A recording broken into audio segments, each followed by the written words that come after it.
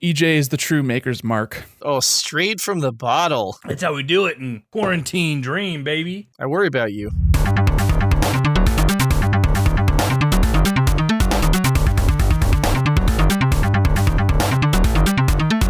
I am most eager to engage in some unadulterated violence.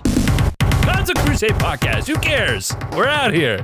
EJ Olsen here, joined always by Nicholas Durheim. Yeah. And again, as I said on the podcast we recorded last night that you won't hear until next week, a new regular, Chris Gilly-Forrer. I'm excited to be here, and I mean that genuinely and without sarcasm, as opposed to the previous times. I'm thrilled to be here. Really and selling it. I believe it this time. yes, nothing better to do. Not a Blazers versus Clippers matchup that I'm missing. Oh, no. Hey, I'm missing it with you. I'm going to pull it up on my screen in front of me so that when you guys are talking about like Kid Icarus or something, I'm just going to zone in on the game. Spoiler, God, spoiler. That seems like more of a thing that Leaf would talk about. Something stupid Leaf like Kid Icarus is an adorable fucking dork. Let's talk about the 3DS. He's like Christmas 2020, and he's like, yeah, I just been playing Splatoon and Tetris. Bless his soul. I should have jumped into Splatoon with him. Little nostalgia there. When did Splatoon come out? Like 2017? Summer 2017, yeah. Like June or July. So we're due. Splatoon 3 next year, calling it. I hope so. Took them 2 years between 1 and 2. I hope so. 2 wasn't really even a 2, it was a 1.5. Maybe 3 will be like a 2 and 3/4. Oh man, we're getting into Harry Potter land here. We're gonna divert.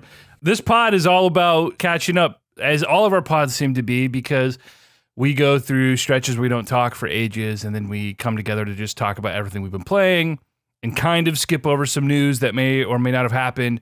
But since last we spoke, we've had some major shit happen. Namely, next-gen consoles have been released after 7 years, of which I acquired both somehow without any shady, nasty business. EJ Moneybags over here, hovering over that buy now button. I will say I did the Xbox All Access, so the Xbox has been free so far.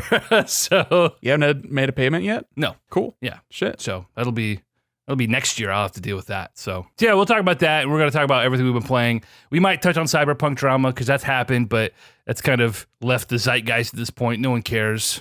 CD Projekt Red fucked it up. Here we are. So where do you guys want to start? I don't care, man. I got a bottle of whiskey. I got some rice and some mushrooms, and I got you guys. So I don't care. We're here. We're doing it. This is my job as host to tell us what we're doing, but I'm leaving it up to you. Chris, what you been playing? Oh, taking it and passing it. I respect that. The hockey assist from EJ on the way to me. I've been playing, I wasn't playing a whole hell of a lot the last couple months of the semester. I was getting my fall semester practicum show, being the MFA student that I am, up on its feet. We were talking about this before the pod, but UNC Greensboro, shameless plug, one of the only colleges in the country to achieve an in-person season of plays last year. We had 0 COVID-19 tests in the department because of our health and safety practices. So I wasn't playing a whole hell of a lot of stuff. But when I was playing Crosscode. I really sank into that game in a big way. Sort of an action RPG. It's got melee combat. It's got like a stick shooter projectile element to it as well. It's really zippy. It's fun. There's a lot of different ways you can interact with it in terms of move sets, special moves. You've got powerful charge up moves with your melee, projectile, guard moves, dash moves. So you really can cater the way you want to play based on where you're spending your upgrade points, which for me, because not unlike EJ, I don't like to think too fucking hard about the games I play, is all melee all the time, mass damage, just like trying to set up. You're a gunner, baby! I'm trying to set up big combos, man. You just said melee, no guns. No! Ah, got him. That. So that's been a blast. It's got a really interesting sort of exploratory element to the way you interact with the world, that there's multiple levels, different heights of things that goes between different areas of the map. So when you get into a new area, you can see a lot of stuff you can't get to, but you know that when you get like 2 or 3 areas deeper, you're going to find that little ledge tucked around the corner that's going to get you up to the next level. You'll backtrack one area, that's going to get you to some jump pads. It's going to get you up to the top level, get back to the first area to get that chest that's been like winking at you since you came into that zone. Story's pretty interesting. It's like a 16-bit art style, which I definitely like. devour any given opportunity. I'm enjoying it a lot. I think I probably got like 1 or 2 areas left before I get into the end game, and that's been a blast. Well, I think I will be checking out Crosscode after my current playthrough of Paper Mario Origami King is completed, because I bought Crosscode physical. I was showing off the case a little bit. It's got the protagonist and some of their compatriots hanging out in the background. But that's definitely been a game I've been waiting for to come out on Switch, because it came out on PC, I want to say like 2018.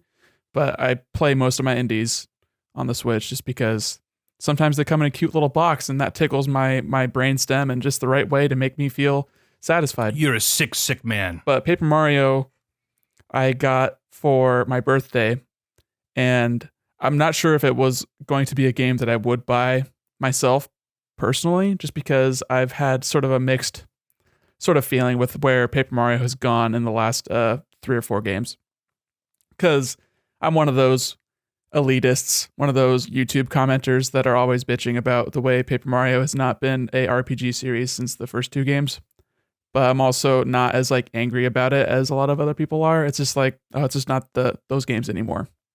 But I love Paper Mario. I love Paper Mario Thousand Year Door.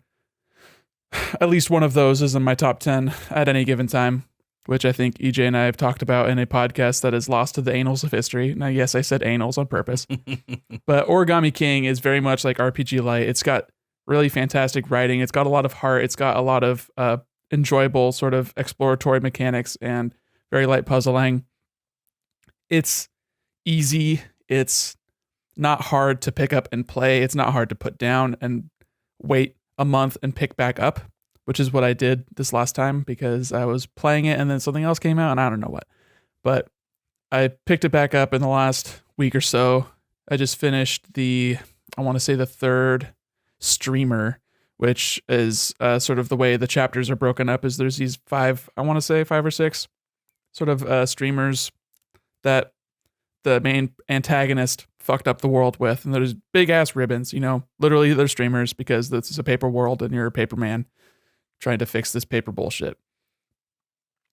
But it's cute and I'm having a pretty good time. The battle system is not graded on me enough to be like a problem. It's satisfying when I do interact with it, but it's easily avoided if I'm not feeling like I want to be battling, because as many others have probably talked about, it's not really a RPG in that you're not getting experience points. You're just sort of getting coins, which you can use to buy items that break. And it's just sort of like an intertwining economy system where you have your confetti bag that you're using to fill in holes in the world. And it's sort of just like a thing to do. That's like a way to interact with your environment. And then you get more confetti by defeating enemies or by like hitting trees or whatever. So everything just sort of like feeds in on itself in like a tight little wound loop, but you also can ignore a lot of it if you're not feeling up to it. But it's just definitely a good zone out kind of game. Not to the point where I want to put on like a podcast or anything, because I'm still interested in like what the characters are saying. And the music is really fantastic and it always has been. But it's just like a nice low effort kind of game to play, which I've been really enjoying because I love those kinds of games, especially when I'm on like a winter break, which I am right now. Is this something you would recommend to somebody with limited free time? Because you're making it seem like it's definitely just more of a time waster where you're kind of piddling around and it's cute enough. But that's the way I'm playing it, because I like to try to complete all these areas because it feels good to get that completion percentage up kind of thing. But if you wanted to just like mainline it and just do the story, then you could probably, this seems like a fairly short game. Does it justify Paper Mario's continued existence? Yes. I don't think there's any other Mario game that's like this, especially since not Superstar, but just the Mario and Luigi games are kind of dead now. And there isn't any other sort of Mario adventure games. Mario doesn't have a character in any of his other games. He's just sort of like the dude you play to do the thing, to make the jumps. Right. And this game does not focus on that. It focuses on interacting with characters and having funny jokes and pratfalls and anime tears falling out the back of people's heads, that kind of thing. This is like a kid's TV show version of a Mario video game, I guess. So it's like the original Paper Marios, but without the fun stuff? It depends on what you find fun from the original Paper Marios, because those were always like RPG light to begin with. Yeah. Every time you level up, you choose between, well, at least in the first 2, you choose between, making your HP more, making your magic, like your MP or FP, more, or giving yourself more badge slots, which also give you more like attack options. But it's very simple, small numbers kind of stuff. So it's just a different sort of take on it. I don't think the battle mechanics in the first two games, I don't think there's really anything more you could extrapolate from those systems to make them more interesting in later series. I think a lot of people just like, they want more of that, but I don't think more of that would be better. This is the kind of thing that I wish Nintendo would offer more demos. This is the kind of game where like I'm on the fence about. They've done pretty good about their demos in like certain aspects. And a lot of those have been like third party, but like another game I'll talk about in a little bit is Hyrule Warriors. I played the demo for that and was like, this is kind of scratching a mindless gamer kind of itch that I haven't really had the necessary like desire to get into with prior Warriors games, especially. But that was a demo I tried out and then ended up getting the game for it just because it was like, man, I love Breath of the Wild and this is a lot of fun. Is it strictly Breath of the Wild stuff? Yes, very strictly. Damn, dude. I might be interested in this damn game now. Check out the demo. You play as Link, and then pretty quickly after that, you unlock Impa to play as, and she's basically a Naruto character. She's doing the hand signs and making shadow clones of herself and dropping giant frogs on people, and that's amazing. Zelda's like a weird gimmick character where it's all based on the different like stasis and cryonis and stuff like that with the Sheikah Slate. But then you get all the different champions. You get, the big Goron guy, the Rivali, you get Falco. You get Edgelord Falco. You get Mommy Gerudo Lady Urbosa. You get everyone you want.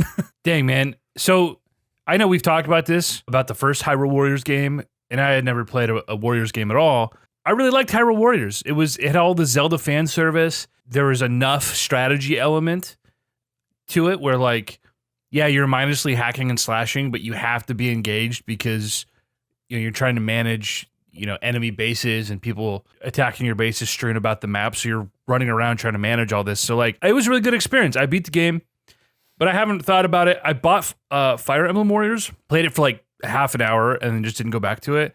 And I realized the thing that kept me coming back to Hyrule Warriors was the Zelda fan service. And knowing that this one is like strictly Breath of the Wild, which is a game I actually beat, and just having more of a focus than the original game, that's really cool. Dude, the original Hyrule Warriors has like 4 releases or something. It's ridiculous. Yeah, it came out on the Wii U, it came out on the 3DS, and then there was like a definitive edition on Wii U that bundled in some 3DS stuff, and then there was the Switch release, which, yeah, they just kept putting that game out. But this is definitely, just from what I remember of checking out Hyrule Warriors that you had on the Wii U, and just from sort of like what I've gleaned about it, that was much more of a, not like a story, but it was just sort of like, hey, let's just take all these different characters from different Zelda games and give them a move set and then throw them onto a map. And this is definitely more so a, hey, this is based on a game, an established one game. It takes place, it has a story. It's a prequel. It takes place 100 years before that other game, and you actually play as the characters that you saw cutscenes from in that other game. And it's got, it's more focused, and I don't know, it's definitely got less characters, but the move sets are more varied, I think. And there's just I don't know, it's satisfying to play. It's definitely mashy. It's definitely very forgiving. The camera is a little bit wonky. It takes control away from you in weird ways when you're like sprinting around and it starts like hovering right behind you. And that gets kind of annoying, and it breaks when you're targeting like large monsters, but it's still like fun to whip out big combos and do the big thing that makes the frame rate stutter to a halt because the Switch just can't handle it. I'm sold on this game though, despite that. Check it out. The demo will saves your progress. So if you get the game later, you just pick up where you left off. Hell yeah. Okay, I'm downloading it tonight. You can play like 3 chapters or like 3 levels. Chris, do you have any experience with Warriors games? Have I asked you this before? I don't know if you have. I did almost all of Hyrule Warriors with a really good friend of mine when I was living in California, one of my housemates. And we absolutely devoured that game. It was a blast. I mean, it's just like you said, it really scratches that itch to just like beat up a ton of dudes with some characters that I'm familiar with already. remixing some great Zelda, like historic Zelda bosses and interesting new settings with, a different way to interact with them and combat them.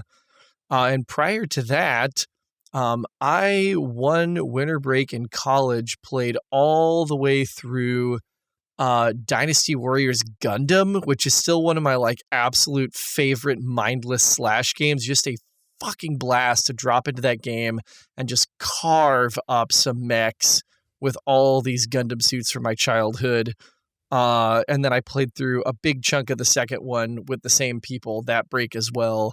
It was just like a really interesting like time capsule multiplayer experience for us to just enjoy with each other with nothing else to do. But I did like Hyrule Warriors. I was pretty hyped for Age of Calamity. Nick, your review is giving me some life and thinking maybe I would enjoy this more than the review roundup made it sound like I would like. It does seem like there's a lot of side questing available. Oh yeah, I mean you're not gonna run out of things to do. I don't really know if any of it necessarily feels like required. There's just a lot of icons on the map, and that can get a little bit overwhelming. It's got stuff that you can do to surpass a lot of those things. Like if you're like, okay, I have this side area thing that I can do to give Mifa a better follow-up attack, like a third heavy attack that follows up with her 4 light attack string. But she has to be like, it's recommending that she be level 21 for this. Then you can pay rupees to level up your characters so that they're all like around the same level if you want. Or there's all these different like, there's just a lot of stuff. There's a lot of things. It is definitely overwhelming, but it's also pretty easy to just sort of like hover around the map and be like, oh, I'm just going to do this mission. I'm just going to beat the shit out of some bokoblins. You don't have to threaten me with a good time. Side quests are side quests, man. I don't fuck with main quests. I don't fuck with main quests until every side quest is done. And I mean, like, literally, I finished Breath of the Wild at like 260 hours because I wanted to have scoured every inch of the map for Korok seeds until I finished the game, and I was still very satisfied with that playstyle. Guess what? There's Korok seeds in this game, and they're used as a level up for a character. Oh my god, that's wonderful. That's very cool. The danger of doing all the side quests in a Warriors game, and especially Hyrule Warriors, which was the most guilty of it, it is literally endless. I was just watching a Gerard the Completionist video. How long did it take him to finish that last Hyrule Warriors? Like 600 hours? Yeah, he's like, I've literally been playing this game for like 5 years, and it's finally over. That poor man. When I started playing it in 2015, I said, oh, I'm going to do all the things. I'm going to get all the characters. I'm going to collect all the items. I'm going to do every single one of these quests, and which a lot of them you're just getting dumped on the same map over and over and over. I quickly, after a week, I was like, yep, this is literally never going to happen. And I just gave up on it, thankfully. I will say that just based on like what I know about that Hyrule Warriors versus this one is, since that one is more of a love letter to an entire series and is pulling obscure characters and not even making characters up for it, like Linkle, and you're like doing weird shit like that, is that cast has to be much bigger than the Age of Calamity cast. I've only unlocked 8 characters.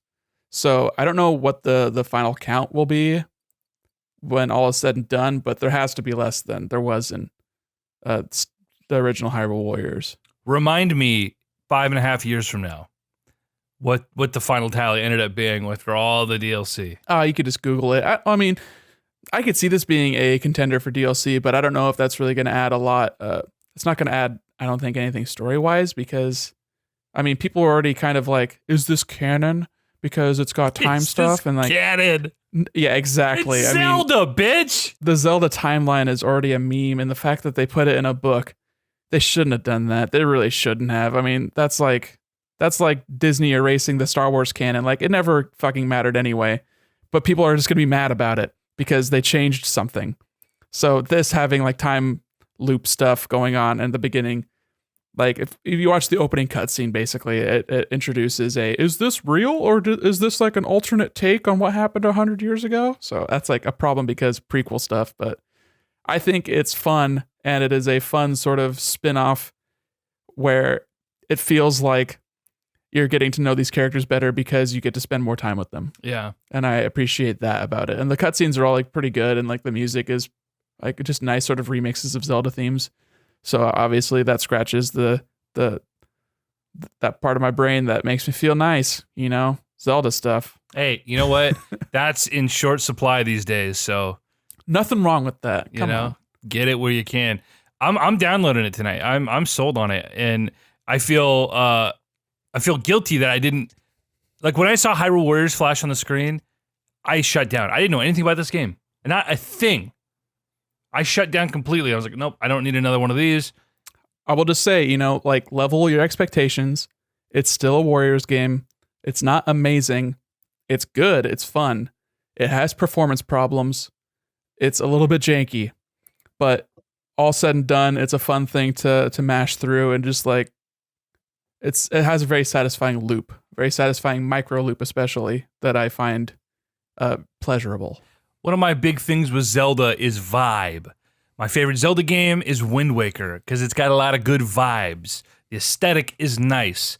The world design is nice. The music is nice. It just makes you feel good inside. So if this game can do that, like you said it did for you, I'm sold. But you know what else makes me feel good inside? That reminds me a whole hell of a lot of Zelda that I've been playing a lot of, like every day for 4 to, I don't know, sometimes 8 hours with people, is Sea of Thieves. Was not expecting that. Neither was I. You playing that Game Pass style or just... Yep. On Game Pass. Yeah, I don't know. I think Brendan was playing it, and he and Mac were playing it, and he invited me to play one night, and I just was like, dude, it just doesn't seem like it's for me. And then another buddy of mine was playing it, and it was just kind of serendipitous that he independently was like, oh, you got to play Sea of Thieves with me. So I gave it the old college try, and dude, instantly fell in love with it. It was one of those rare moments where, like, literally within the first 5 minutes. Rare moments. Oh, I was like, holy crap. I love this game. The music, the aesthetic, at the beginning of the game, you're like stocking up your ship for this expedition. And I literally got butterflies as we took off. And I don't know anything about this game. Like, I didn't know. All they had said was like, oh yeah, it's you're on a ship, you're sailing, you're collecting treasure. Sometimes you fight skeletons. And I said, okay. And I was like so excited. So I've put in an unreasonable amount of time into it in the last month, playing every day with different groups of people. And yeah, so it's a pirate simulator. Yeah, I know you can get drunk and throw up on people, and you can play instruments for your sea shanties. You can get monkeys and parrots and stuff. Yeah, and those are all fun little additions. Don't necessarily add anything. It's just a little bit of fun, right? But like the core of the game is resource gathering and sailing, really. And the sailing is like really pretty cool. I don't want to say it's realistic, but the sailing mechanics are pretty deep and requires a lot of cooperation.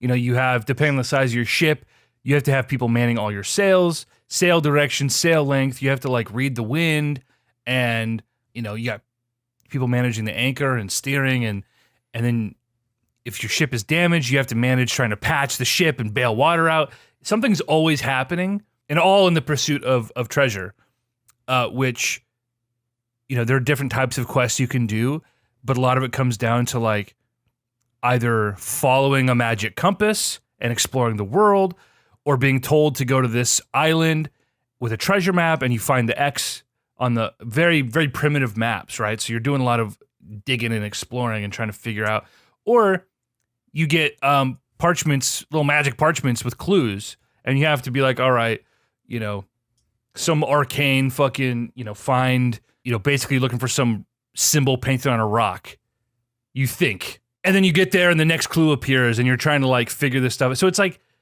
it's not overly difficult, but it's enough to keep you engaged, and just exploring with like 4 buddies is just so satisfying. The loot grind, you're just getting treasure or other forms of currency, the balloons, whatever, and getting higher reputation with whatever faction you're doing quests for. But it all just comes down to like getting more gold. And the gold only buys cosmetic items. Like, there's no reason to play the game, which I guess there's no reason to play any game if you want to look at it that way. But like, yeah, the incentives in game are so bare bones after all these years, but you just get addicted, man, to hitting that treasure, man. And kind of the whole conceit that kind of makes this game what it is like, you get dropped into a PvP server. you're playing this big open world with other players, and anybody can come and fuck you up and take your treasure. You can sink other players' ships. They can board you, raid you. Combat's a little janky, but that's like always a fear of like, oh, we just spent 3 hours hoarding treasure and we get attacked as we're trying to like dump and go sell all of our stuff. And so you're also managing that. And it's the servers are pretty bare by design because they don't want it to just be an obnoxious, cannon fest, and then it wouldn't be fun. But you run into 3-4 ships over a course of 3 or 4 hours, and there's always that element of danger, and you don't know if they're if they're gonna come after you or if you're gonna form an unlikely alliance. And just like they got proximity chat in the game, so you can just talk shit to them. I love that shit, man. I love that built-in tension that games can build up. I think video games are like one of the only mediums where they can really truly threaten you. You're not going to feel threatened watching a movie unless you're watching like a horror movie and you're like really invested in it. But I think video games do that the best. Right. Well, even then, in the game, you are the protagonist. In a movie, it's like, even if you are watching something scary, it's like, okay, what's happening is predetermined. In a game, you are the protagonist and you don't know what the fuck is going to happen. So yeah, that tension it can be frustrating. There's nothing worse than getting to the end of a 3 or 4 hour play session and having your boat capsize or sunk by an NPC or having a PvP interaction that you weren't planning on. It's very frustrating. And like you said yourself, is like there's no point to the game. So even if you lose all your treasure, that treasure wasn't really worth that much anyway. It was the experience getting it and the experience losing it are almost equal. If you have that tension and it's a satisfying payoff and you don't feel like you're completely robbed.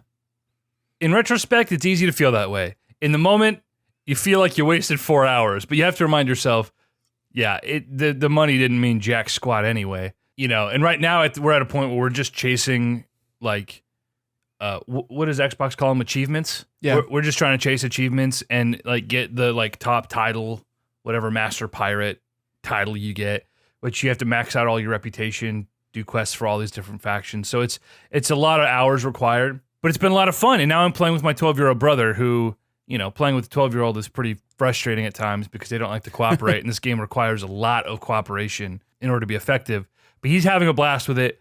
So it's worth the time and it's fun, even when it's frustrating. It's a game that I would love to like get you guys in on.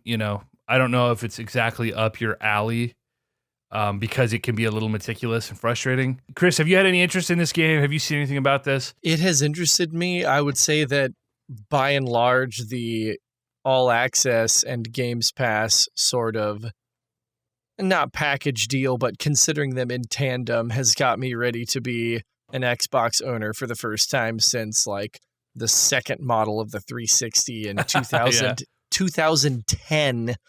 Literally a decade I have not owned an Xbox console, but I'm ready to do it with Games Pass and with the ability to finance it in a semi-first party manner as opposed to going through like Best Buy's credit card or whatever, which of course I don't want to do. I don't need more credit cards. Yeah, I'm super down. Today I finally started like peeking around, knowing that like my $600 stimmy was coming. I started peeking around like availability for consoles. I started looking around at what's the resale market like, which of course is like abysmal. Yeah, I think I could probably get a PS5 for like $700 if I really didn't want to wait. I might. There's no reason to own a PS5 right now. Here's a little preview for you for our later conversation. There is no reason to own it right now if you have a PlayStation 4.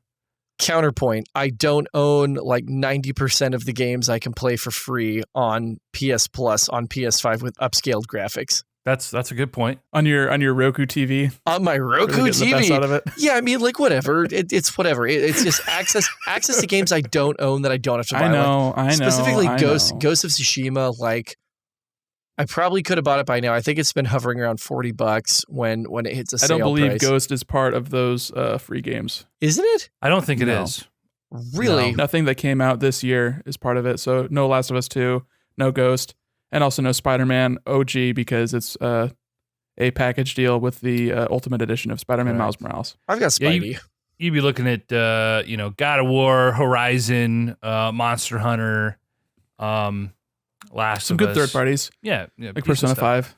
Final Yeah, Fantasy yeah. 15 I own, Horizon I own, Spidey I own. I've never played them, so it would still be stuff I'd be down to do with a slightly smoother play experience.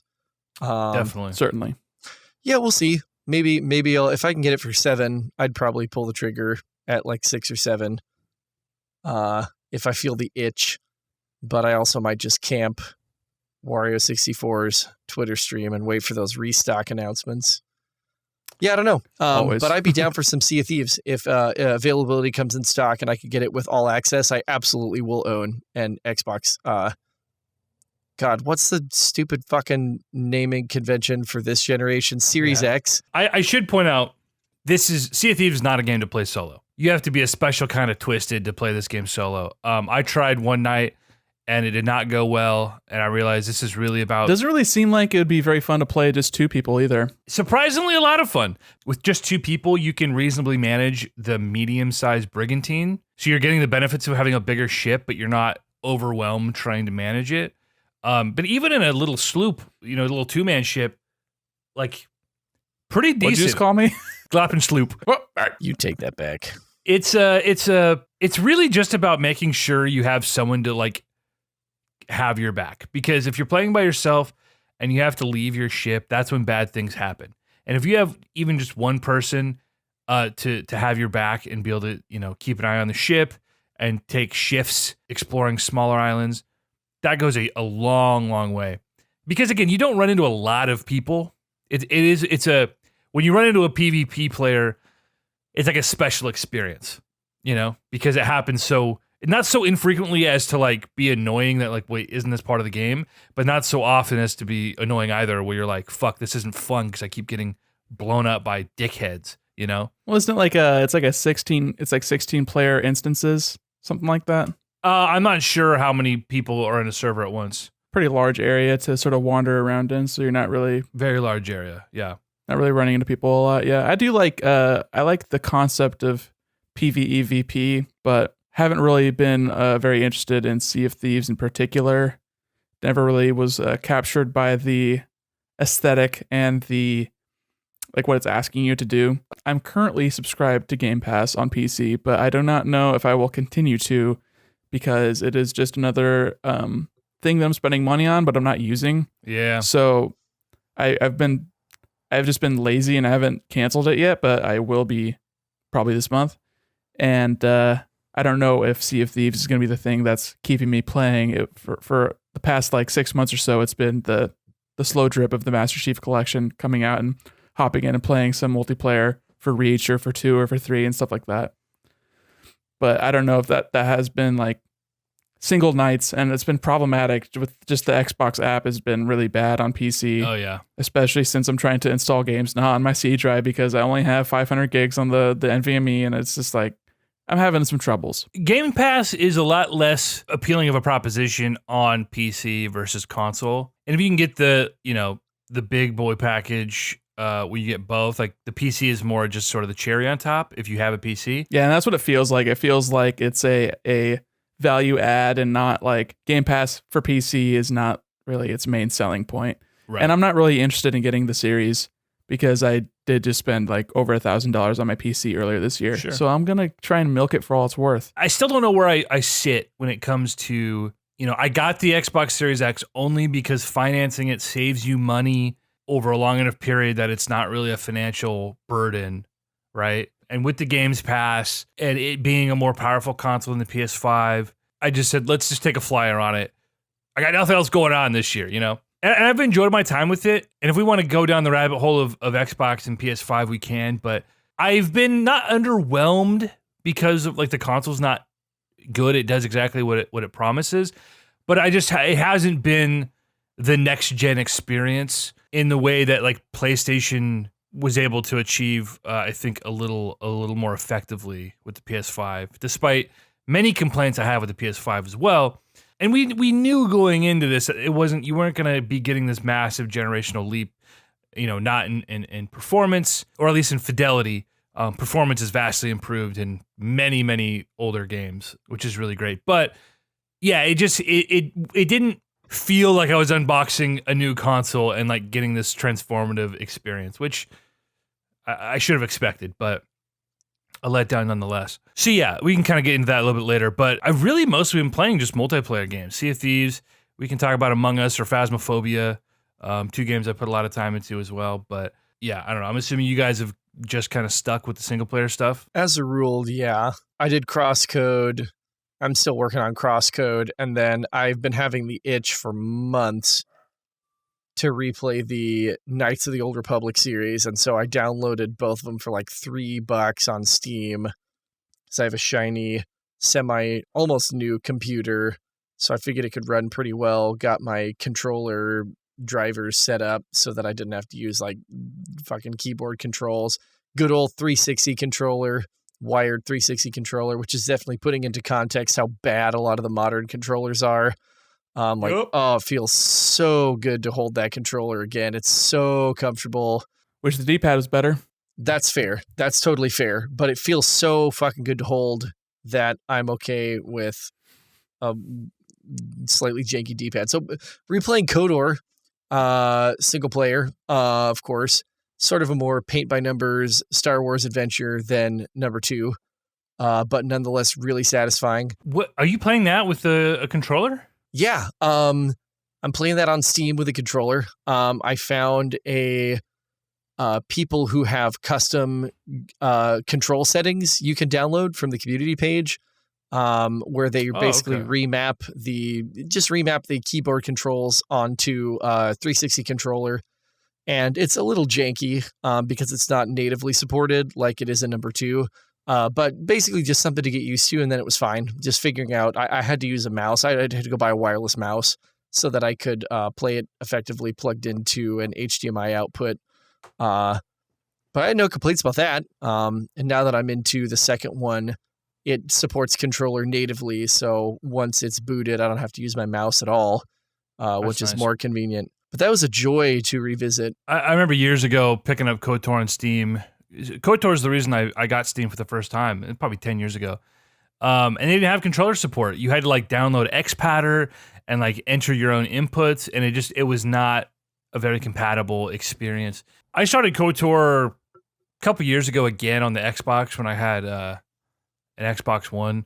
Didn't get too far in it, but I've always wanted to play that game with a controller to completion, and I have never even come close. I always had played it on PC, so now that I have the Series X, it might be something I dive into again. And who knows? Maybe we talked about last night. Maybe we'll do a little deep dive on the KOTOR series sometime in the future. Oh, we absolutely should. It's been great to get into the second one now and to remember how much they did in that game in terms of like challenging a lot of the established tropes and mythos. Is KOTOR 2 the Last Jedi of Star Wars Legends? I mean, it kind of is, but honestly, I think it does it better. Although, like, the game itself is a mess because they did it in 9 months, which is absolutely ridiculous.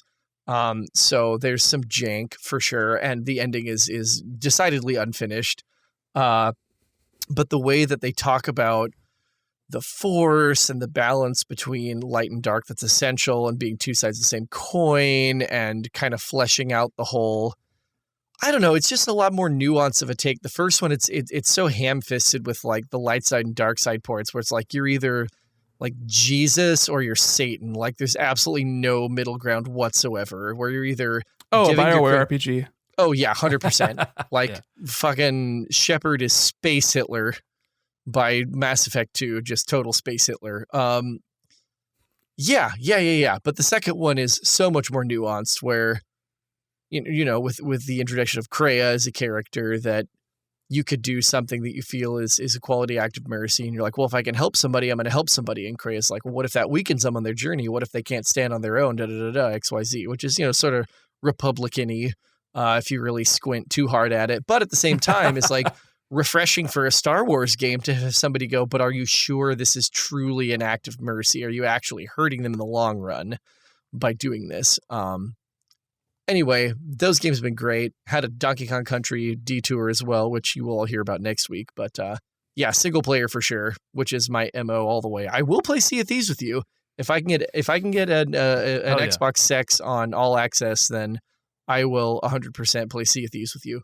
If/when you do get that Xbox Sex, you should also check out Outer Worlds, because that's Obsidian's sort of space Fallout that they made last year. Seems like that'd be right up your alley, Chris. I heard that. Yeah, I heard really, really good things. I saw it on sale like literally today for like $25 on PS4. Now I'm feeling like I should have bought it. I had a copy. I could have included it when you bought all those games for me this summer. I played it for a couple hours and was not.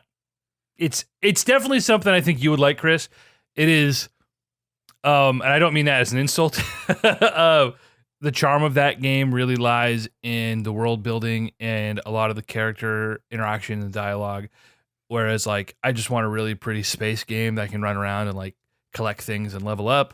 And a lot of that was kind of jankier than I wanted it to be. But I know people who adored that game. I think you'd be into it for that reason. I mean, I'm all about that character-driven single-player crap. That's my wheelhouse, 100%. What you mean is you like space jank. EJ, have you tried playing No Man's Sky lately?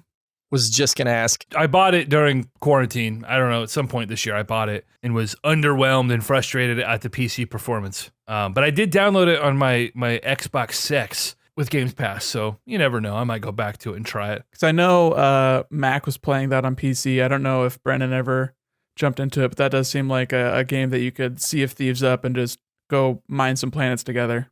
It seems like that's what the fun of that game would be. I think the onboarding for that game is a little whack, and the barrier of entry is higher than I'd want it to be.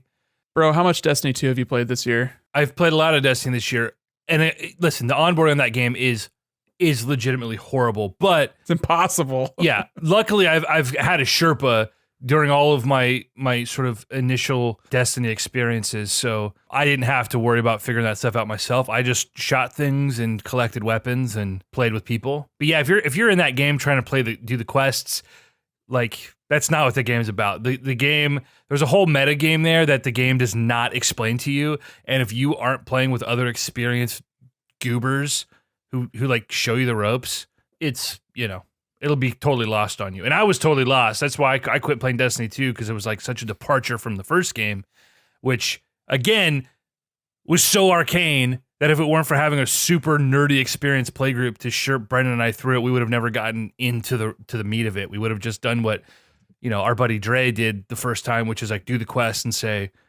yeah, a lot of flash, not a lot of substance, until you get into the meta of it. I don't blame anyone for not being into it. It's that's Bungie's biggest shortcoming. So anyway, let's jump to the other side of the globe here. Talk about some JRPGs. Nick, you've been playing Xenoblade Chronicles, the remaster,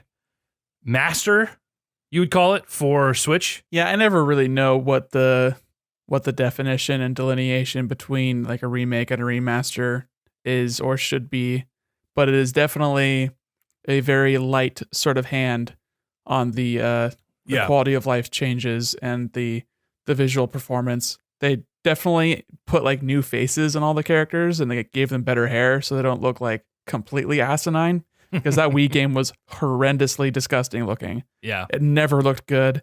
It was trying to do a lot with definitely an underpowered system, but that doesn't excuse a bad art style. Very blocky, very brown. And you had that really shitty like JRPG bloom. Yeah, and they just had bad face structures. Like it was like they were trying to avoid being too anime, but they were explicitly anime and everything about it. But then it had like gross looking noses and mouths and eyes. So they definitely improved that, and that made it a lot more palatable as far as like watching the cutscenes and seeing the performances in that regard. But yeah, I finished that game. I started the sort of epilogue, prologue, additional content. Was not interested in it at all, so I've just decided to skip that completely. But it was a nice experience, and I don't really know how to like talk about it further without you just like prompting me. So just like ask a bunch of questions, and I'll talk about it that way.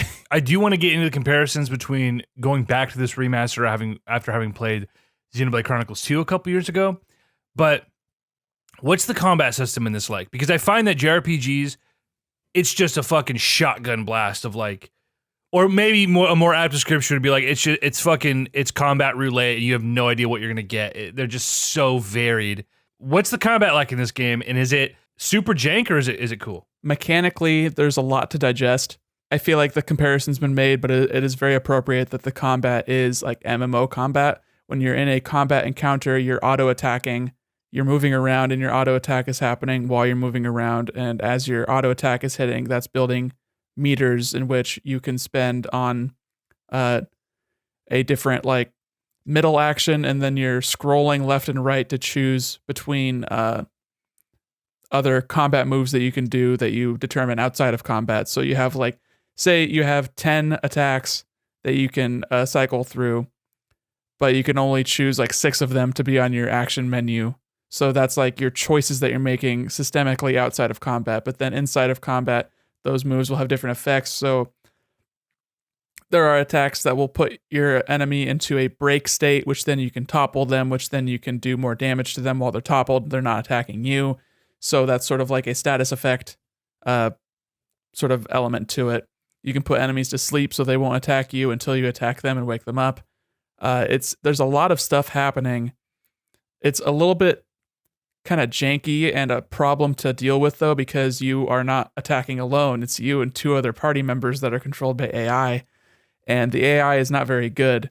So you're sort of like hoping, like, okay, my character has break and I can put him to sleep, but I don't have topple, so I have to sort of like break them and hope that one of my AI companions will do the topple move so that they'll be in a weakened state from that. And some like bosses will only be susceptible to damage while they're toppled, so you're like really relying on AI to do that until you get to the point where, oh, maybe I have one character that can break then topple all in one.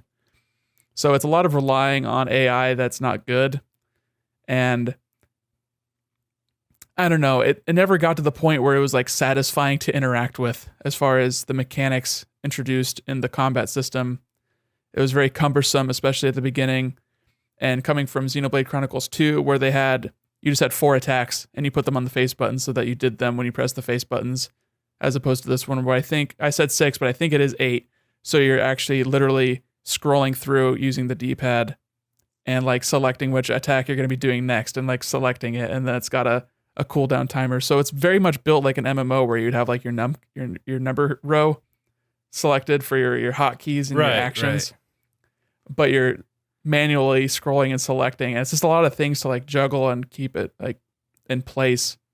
I never really felt very satisfying to interact with in that way. It feels like something that just does not translate well to a console game. And it sounds like they kind of fixed some of that in the sequel. Is that right? They made it more satisfying and to actually interact with those elements and actually do those combos that they dealt so much more damage, and you were just like, you felt way more effective. And I think the AI was a little bit better so that you were more likely to actually get those setups to have payoffs when you're using a character that is doing the setup and then your AI companion's doing the move, the follow-up. That's actually what you're trying to lay up to, you know?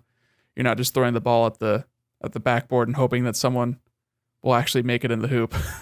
I would get so frustrated with that so quickly. Like the 3rd time it didn't work, I'd be like, fuck it, I'm out. I'm not trying anymore. I feel like I spent maybe 3/4 of the game playing on like the regular ass difficulty, but then I ended up just turning onto the casual mode, which was definitely a time saver because like it's a long game.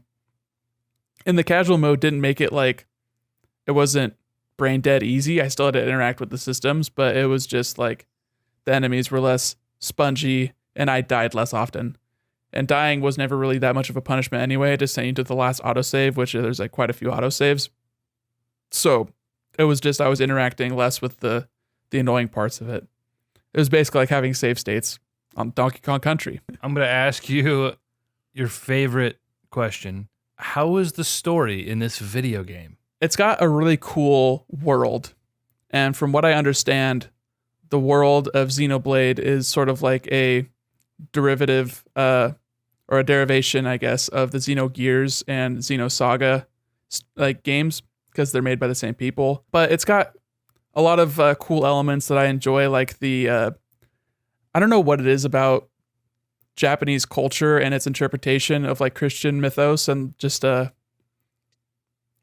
that interacts with their fascination with like mechs and stuff, but it's just like a really kind of cool. It's always a cool pastiche and like a cool motif that I enjoy storylines based on that. But as far as like characters, I think the characters are probably better in this game than they are in Xenoblade Chronicles 2 because 2 just had so many of them. And I don't want to get into like the whole fucking bullshit with like the blades and how there was 100 different characters and half of them were designed by hentai artists. And it's just sort of like, there's just too many. There's too much character. There's not really enough storyline justification for those characters. But I don't know. You fight God. You win with the power of friendship. It's just like, it's anime. Whatever. But it was just a fun sort of thing to absorb. Entertaining enough. Yeah. There you go. Shonen. There's a lot of yelling. My girlfriend said to me the other day, I think I told you this, anime is so dramatic. Yeah. Yep. That's the point. I've been watching a lot of anime over here lately. I do not think this is a game that you would ever want to play, EJ. No. I realized a long time ago, these JRPGs, they're not for me. Chris, have you ever played a Xenoblade game or is this your thing outside of like Final Fantasy? I have not, actually. I played Xenosaga, one of the episodes, for like a hot minute. Is that the PS2 one?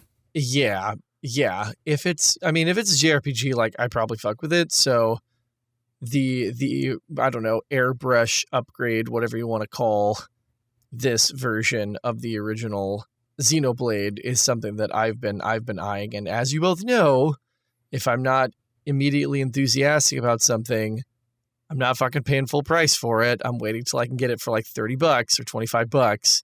So I've been waiting on this one. Yeah, man. I would say save it on, there's a website, Deku Deals, that you can make like a wish list and it'll email you once there's stuff that goes on sale. Ooh, noted. I'm gonna pull that up right now. Deku Deals. Just a little pro tip for everybody out there, for you kids at home. Ended up getting Spyro for a hot deal as a Christmas gift for Lindsay because of that website. Love Spyro. The trilogy remake is wonderful. She's going to love it if she's into that sort of thing. Chris, this was my hot take I was going to give you earlier when we were testing your mic. Oh, no. That Spyro 2 Ripto's Rage is a better game than Mario 64, and I stand by it because Mario 64 sucks. Mario 64 is fine. I mean, it doesn't suck. I mean, it's kind of easy for Spyro to come after and see the sins of its forefathers and then iterate upon them. I mean, like, I think that everybody would say a platformer that came after any given platformer that literally started a genre is going to be better, but that doesn't mean that, like, Mario 64 is inherently bad. It just means that it's a growing pain. And am I going to pick it up and play it on any given day? Fuck no. I live in 2020. I've got a ton more better polished games to play. But yeah, you're probably right. In spite of your cynicism and hatred for Mario 64, you're probably right. So you should take that victory. I just checked the release dates, hoping that the first Spyro game was close enough to Mario 64, but they're 2 years apart. And Ripto's Rage was just barely a year afterwards. So you're right. The iteration that happened in 3 years was massive for the time. So fuck me. But how does Rocket Robot on Wheels hold up to Mario 64? That's a question for the ages. That's the other Insomniac game, right? That was on N64. How about Croc, Legend of the Gobbos? Croc is a Argonaut joint, and apparently people really love those games. That came out a year after Mario 64. So you imagine was being developed concurrently? They were contemporary, or maybe based on how janky Croc was, which, again, I loved as a kid, but how janky that game was, maybe not. Maybe that they started development after Mario 64's success. I don't know. Did Spyro, back on PS1, did it integrate the DualShock eventually so that the right trigger controlled the camera, or was it by default on the shoulder buttons back in the day? I don't remember. I have a vague memory of playing the original Spyro game with an original PlayStation controller, obviously sans analog sticks, but I don't have that memory for any subsequent Spyro game. I feel like I played them all with a DualShock and had camera control, but I might be totally wrong. Yeah, that could be like an invented memory. Yeah, I remember that specifically from Spyro 1 or 2. I can't remember which one. Some childhood friend obviously had it, and I remember playing it for like a moment. I never had a PS1, I had a PS2, but then the only game that I played on it from the PS1 was Tony Hawk's Pro Skater 2. So I do not have that much extensive PlayStation 1 experience. Can we just talk about real quick the phenomena that we all experienced as 90s kids growing up in this weird transition between, analog and digital, and the phenomena of like going to a friend's house and they have a console you've never heard of and they have games you've never heard of.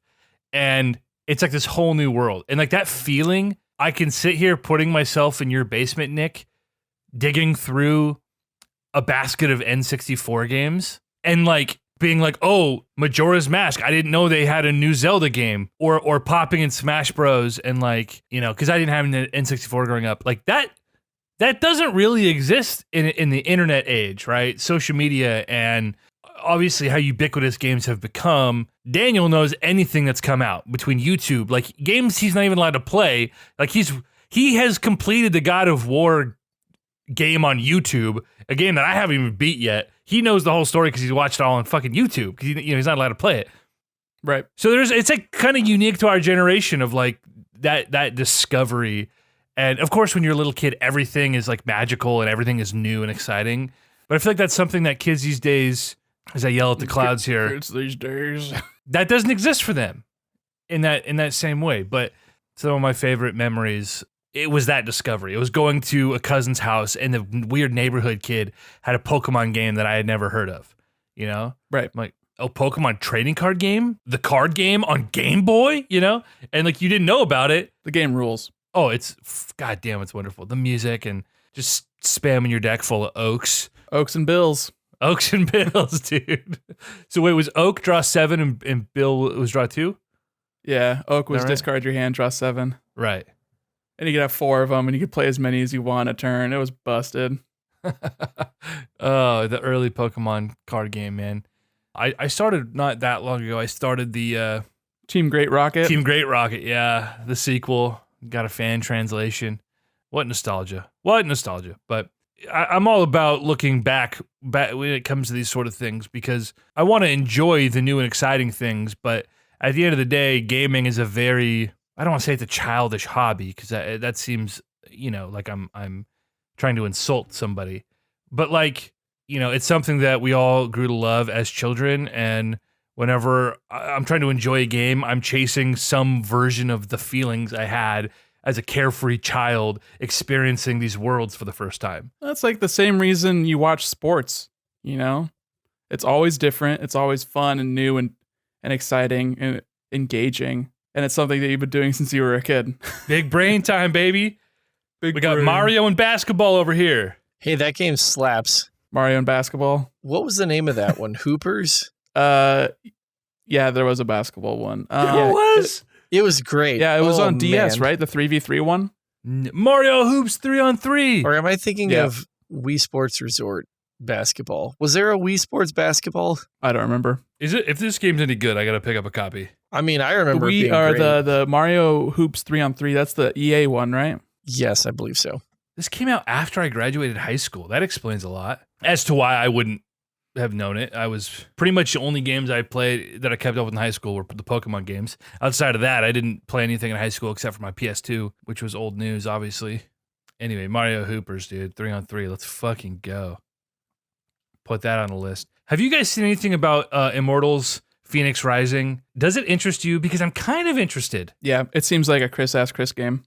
Oh, it absolutely does. I mean, it's a Ubisoft title that's not Assassin's Creed, but uses a ton of the same fucking mechanics from Assassin's Creed. So, yeah, I'm going to be on that like a fly on shit soon. I did read an analysis that the Switch version plays pretty well given the limited capacity that the Switch has. And for me, Nick, you mentioned this earlier about indies, that if you can get them on Switch, you're going to wait and get them on Switch. And that's been my MO the whole time, is bring shit to Switch and I will buy it. And I have done that. So I will definitely be picking it up. 50% off. Deku deals, $29.99 right now for Switch. Really? On Amazon, dude. Or Best Buy. Only those two? I have a Target gift card. Also at Target. Oh, shit. I'm going on there right now. Yeah, I feel like Immortals is definitely going to be Starlinked as far as prices. I could see that dropping down to $15 eventually. That's super cool, though, because Starlinked is like a criminally underrated experience. Like, the shooting and the ship mechanics are freaking awesome. The exploration's cool. I feel like that there's a niche for that game that just a lot of people didn't get to experience. In Phoenix, like you said, Chris, it's a Ubisoft game and a Zelda Breath of the Wild fucking skin. It sounds outstanding. I dropped $10 to buy Starlink on Amazon with the R-Wing figure, and my package got destroyed in transit. It never showed up. Oh, no. Literally got destroyed, and they refunded it. And I was like, all right, well, I guess that wasn't meant to be. I was excited about having that R-Wing on my entertainment center. You could probably still get it for dirt cheap. I picked it up digitally for one of those crazy sales, getting the Ultimate Edition for like $13 or something. And I played around with it before I lost my job. And it's something that I have told myself throughout COVID that I'm like, I'm going to go back to that. Hell yeah. Dude, this Deku Deals website is badass. Is it all Switch? That makes sense. It's made by like a guy that I saw. He linked it on Reddit or something. He's like, hey, I made this website if you guys want to keep track of deals. I like when it tells you it's the lowest deal ever. Yeah. It keeps track of the sales history. So Very you can see cool. if you can see any trends. Like sometimes like Activision games will be like, oh, this only goes on sale during fall. A couple things I want to touch on before we kind of get into the PS5 and Xbox, and I'm going to kind of rely on you guys to just, I'll just field questions. I have some thoughts about the DualSense that I will rant on. But other than that, just, whatever, if you guys have any curiosities. I know Chris is watching the Trailblazer game right now, which I'm so sorry. Not a great game right now as we fall behind 25 at the top of the third. This is a Trailblazers podcast now, in case you're wondering. You're going to get a play-by-play 2 weeks late. Nick's not happy about it. It's bad, Cotton. Among Us, Nick. I know we've talked about this briefly because for a while there, our boys were playing it and we were having a good time. And then they quickly got over it. And I started playing with a different group. And I still go back to it whenever we can feasibly put a group of 8 to 10 people together, which is rare. It's Mafia or Secret Hitler. But on a computer, and when you have a full group of 8 or 10 friends, it is a fucking great time. If you're listening to this, Among Us at this point. It was Tiger King of video games this year. Very appropriate. Wow. Yeah, but less syphilis and suicide. So, yeah, I don't know. I wish we could have got you to play it, but as you keep saying, you don't like games you have to lie to your friends. Stresses me out too much. I don't have fun with it. The absolute thrill of seeing that screen and hearing that sound that says, you are the imposter, and just the butterflies and your heart starts racing and you're like, all right, how am I going to get away with it now? And the more experience your friends get, the more people learn the maps and, they learn which vents connect where and what some of the common plays are and how you trap people. And suddenly I'm going from the most experienced player to one of the least, and I'm trying to figure out the meta of like how people are trying to trap potential imposters. It's a game that makes you think quick. And yeah, obviously, if you're not a good liar, it's not a game for you. Or if you're slow on your feet, you don't have to be a good liar necessarily. There's a limited number of things you can lie about, but like you have to be quick. And our buddy Brennan, whenever he's the imposter, if he gets sussed at all, not even accused, just like, hey, what were you doing over there, Brennan? He fucking radio silence for like 10, 15 seconds. We're like, okay, it's Brennan. And he's just like, I can't think of something quick enough. It's like, you just have to say literally anything. Just literally anything. And we'll move on. So it's a lot of fun. I want to chat about Phasmophobia before we move on to the next gen stuff. Have you guys seen anything about this game? Yeah. It also kind of took off a little bit after Among Us. Very different type of game. It's 1 to 4 players. You are hunting ghosts. It's made by one person, I believe. So it's very much early access, jank. You have a bunch of tools at your disposal, and you're kind of playing a game of supernatural Clue, trying to deduce what kind of ghost you were dealing with. And there are a lot of intricacies there, the way different tools work and how they interact with different types of ghosts and different types of environments. And then the jank just adds another layer of like unpredictability, which is fun. For the record, I am not a horror game fan at all. The only horror game I've ever played, unless you want to count Last of Us as horror games, which I would. So I guess I played those. But the only like strictly horror game I've ever played outside of this was kind of played. I did a whole playthrough next to Brennan a couple years ago of Until Dawn, yeah, which I enjoyed. I enjoyed for what it was. There was a lot of camp and yeah, it's like a slasher movie. well, it hits on every trope, like ghosts and like Indian burial grounds and like aliens and clowns and stalker flicks or slasher flicks. Like it touches on every single trope, which after a while I actually found kind of fun. And you kind of roll with the camp, and there were moments, you know, of suspense, obviously, but it's once you kind of settle into it, it's not that scary of a game. And it's just interesting to kind of pick the different paths. But I'm not a horror game guy. I don't like horror movies. I don't like horror games. I ain't never read no fucking H.P. Lovecraft over here. Like, it's just not for me, okay? So I got dragged into Phasmophobia. And dude, the first week of that game was terrifying. But I was addicted to it. It was like eating spicy food. It hurts. I hate this. But I would just keep coming back for more, man. Moments where the ghost would pop up and the sound effect would flash. And in the game, when your adrenaline gets going, if a ghost comes near you, you hear the heart pounding in your headphones. And that freaks you out because it's abrupt and it's visceral and loud. And yeah, and walking into a house and you hear like a radio on upstairs. I mean, it's terrifying. And it becomes less so the more you understand how all of the mechanics work, and it can quickly kind of become routine how you deduce what you're dealing with. But for like a good 6 weeks there, we were playing every other night, and it was a lot of fun. So another one of those games where I would love to get some of the guys from the group chat in on it. Have either of you seen anything like this? I know Nick, you said that you had seen, when this game took off. What are your thoughts on that? Yeah, I've just heard a lot of similar sort of takes and impressions of it, where it seems like a very cool game to play with friends for a while until it turns into too much of a, we know what we're doing, we're just doing the thing. And then it that's where the abrupt fall off happens. But as a new hotness, it was a very, a big flash in the pan, which isn't necessarily a bad thing. Sure. But yeah, it is what it is. It's fun bringing in new players who've never played and trying to explain things to them, and then you get to kind of live vicariously through them because they don't know what to expect. Yeah, it's like showing a friend a movie that you love. Yeah, it'd be another one of those games to add to the list of cool things to do with people. It's cheap. It was dirt cheap. So yeah, I can't imagine I don't know how you make this game and not have it be cool for a while and then not cool anymore, because the point of horror and suspenseful things is that you don't know what's going to happen. And I don't think there's enough variation that you could possibly add to a game like this to make it so that it was always suspenseful. You're not going through a haunted house like multiple times and expecting it to be as cool the second or third or fourth or fifth or 10th time, And you can't rely on jump scares at all. Like that's, even if they are randomized, you can't rely on that to build enough suspense to keep people engaged. You do a drip of content, new ghosts, new tools, new environments. That's a big one. But it's a single guy as far as I'm aware, and you just can't produce enough content quick enough to keep things interesting enough long term. So I think the only way you could make it so that it was constantly interesting is if the ghost wasn't AI, but that's a whole nother can of worms that you have to try and design. And then you get stuff like Evolve or Friday the 13th or Dead by Daylight, and it's just a different kind of game. It's not like a horror game anymore. It's a PvP game. Yeah, that's all I have to say on that. That's a game that I've spent a lot of time with. And outside of Rocket League, which, we've talked about. Chris, anything else you've been playing recently that you want to chat about? I got Yoshi's Crafted World on sale on Black Friday. I think I got it for $30, which is the price I was looking for. That's been a delightful diversion whenever I'm sort of overloaded on whatever else I'm playing. Just pop in, do a couple of levels.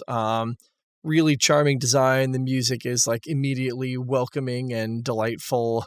The whole crafted world aesthetic, not as interesting to me as Woolly World was in terms of all the yarn stuff. I was sort of we're using different craft supplies and not yarn this time. All right, sure.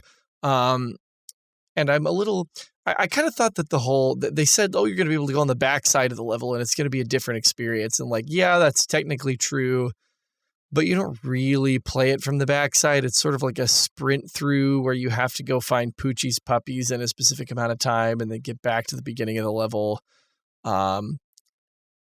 there's little, they call them scavenger hunts where NPCs on the map will say, hey, did you find me a squid?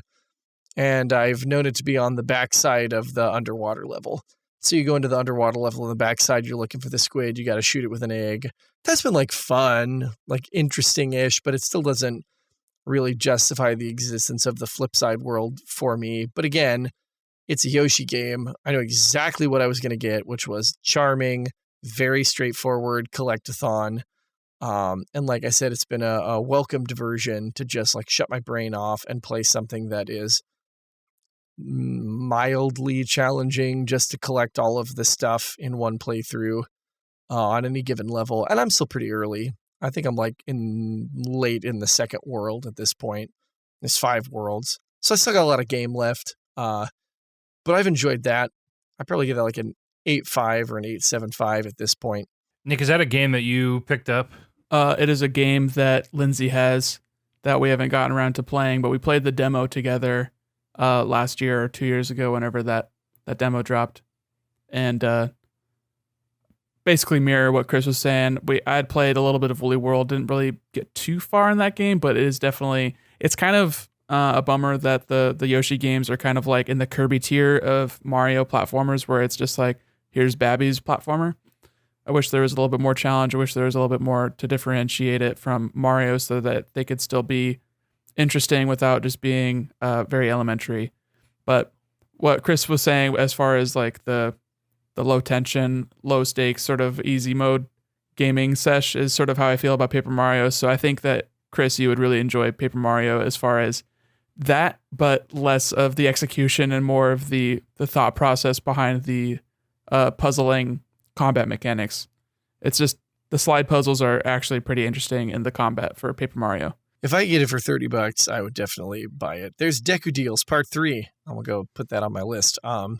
If I know it's going to be like a chill game, I'm definitely not buying it day one. I'm definitely not buying it until I can get it on sale. Just because, like, for me at this point, like, honestly, I think ever since Assassin's Creed 3, which was like fucking unplayable at launch, I was like, I don't think I'm ever buying stuff day one again. Unless it's a franchise I absolutely can't live without. So like Final Fantasy, I'll buy day one, pretty much without question. Metroid, I buy day one without question. But that's it. I mean, other than that, it's gotta be a seriously major release. The Last of Us, the first one, the hype was so immense for that, and the reviews were so incredibly positive that got me out, which was sort of unprecedented for me to go buy a new IP at launch. Yeah,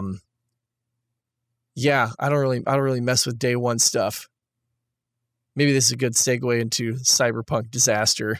Sort of case in point, right? Overselling, under-delivering, and then literally being the first game in history to be delayed after launch by being pulled from the PlayStation Store. Like, just a shit show. What a nightmare. There's a lot to unpack here, and I don't know how much we want to get into it because, Chris, you and I haven't played it. Nick, you played for a little bit. We have a lot of friends who are really into this game right now. But just to touch on real quick, like, this game was such a fucking disaster. PlayStation pulled it from their store. That is insane. You know the reasoning behind that, though, right? Like, CDPR, to try and like cover their own asses, were saying, hey, we'll give refunds to whoever wants it, and just contact the store owners for their respective platforms, and we'll make sure you get a refund. And Sony, because digital rights management is so bad, and you have no rights with the digital copies of games that you quote unquote own. Right. They can't say, hey, we're refunding you a faulty product and continue to sell a faulty product. So they had to take it from the store just so that they could give refunds. And I'm sure they were very upset with CDPR for being so candid with saying, hey, we'll give refunds, and we skipped the certification process because we're homies with Microsoft and with Sony. So we just said, yeah, we'll fix it. And oops, we didn't.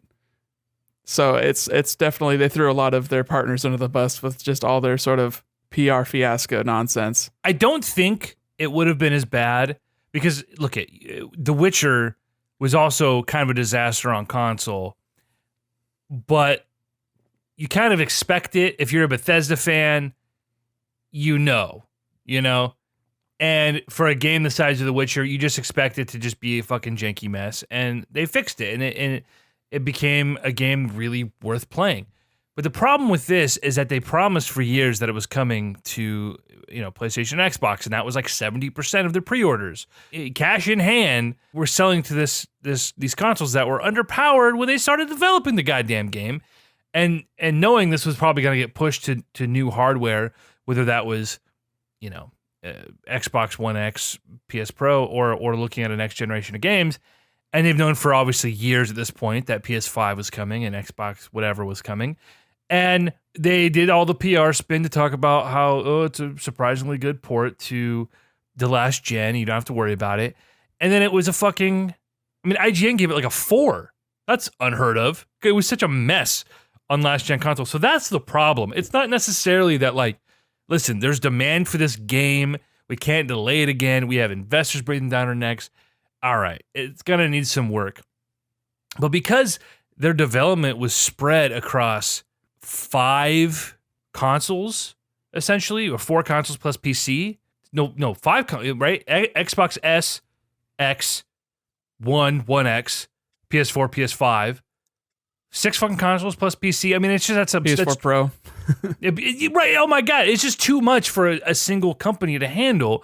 And that's something that we've talked about in the past about how when you look at these iterative consoles, what a problem this is going to be for developers as they try to target who and what they're developing for. This was the eventuality we talked about back in 2017. Well, the game was just undercooked on all platforms. On PC, it's not as janky, but it still has the same problems where the AI isn't implemented at all.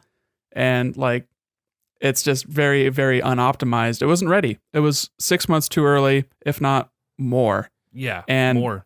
They should have delayed it longer, but they knew that if they delayed it longer, that they wouldn't be able to sell it as much on the PS4 and the Xbox One because there'd be more desire for it on the Series and on the PS5. But it doesn't justify it. And they've been developing this game for 7 years on the PS4 and Xbox One. They just completely dropped the ball down a canyon. They could not have fucked it up more. Right. It goes to show that this kind of shit will always backfire on you. They should have delayed it more. Xbox delayed Halo Infinite a full year. They're not going to hurt sales-wise because of that. Right. It reminds me of the NVIDIA. You guys saw the NVIDIA fucking drama over... This is obviously tangential to what we're talking about, but an NVIDIA PR rep emailed a YouTuber and was basically a bunch of PR speak about how great their new line of cards were, and basically said, if your editorial commentary doesn't line up with how we view our products, we're not going to give you products anymore. Kindly fuck off. And it fucking blew up in the tech world. I heard a little bit about this, but to an extent, they're right. Reviewers are just an extension of PR. They are, but they're not paid PR. Yeah, so it's better than PR. Well, right. And that's the risk you take with hey, we're not paying you. You're not an advertisement for us. We're going to provide you a product that you have to return to us. People forget that. They're not getting free products. You have to give this back to us. But, we're going to give it to you. And in turn, you get to release content and put food on your table sooner than anyone else. And that's the circle of life.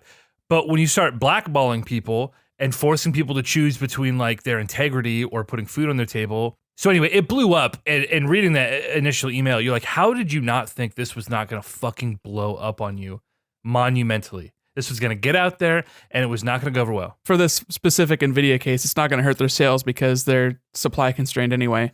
This is true. But if it hurts in the long term, if it hurts enough relationships with, because again, these guys, NVIDIA relies on the Linus Tech Tips and the Jay's 2 cents and the Bitwits of the world to push these products and tell people, YouTube is the reason PC gaming saw such a renaissance in the last 5-7 years, right? It was the social media figuring itself out enough and these PR relationships. It's the reason these companies still exist at this level.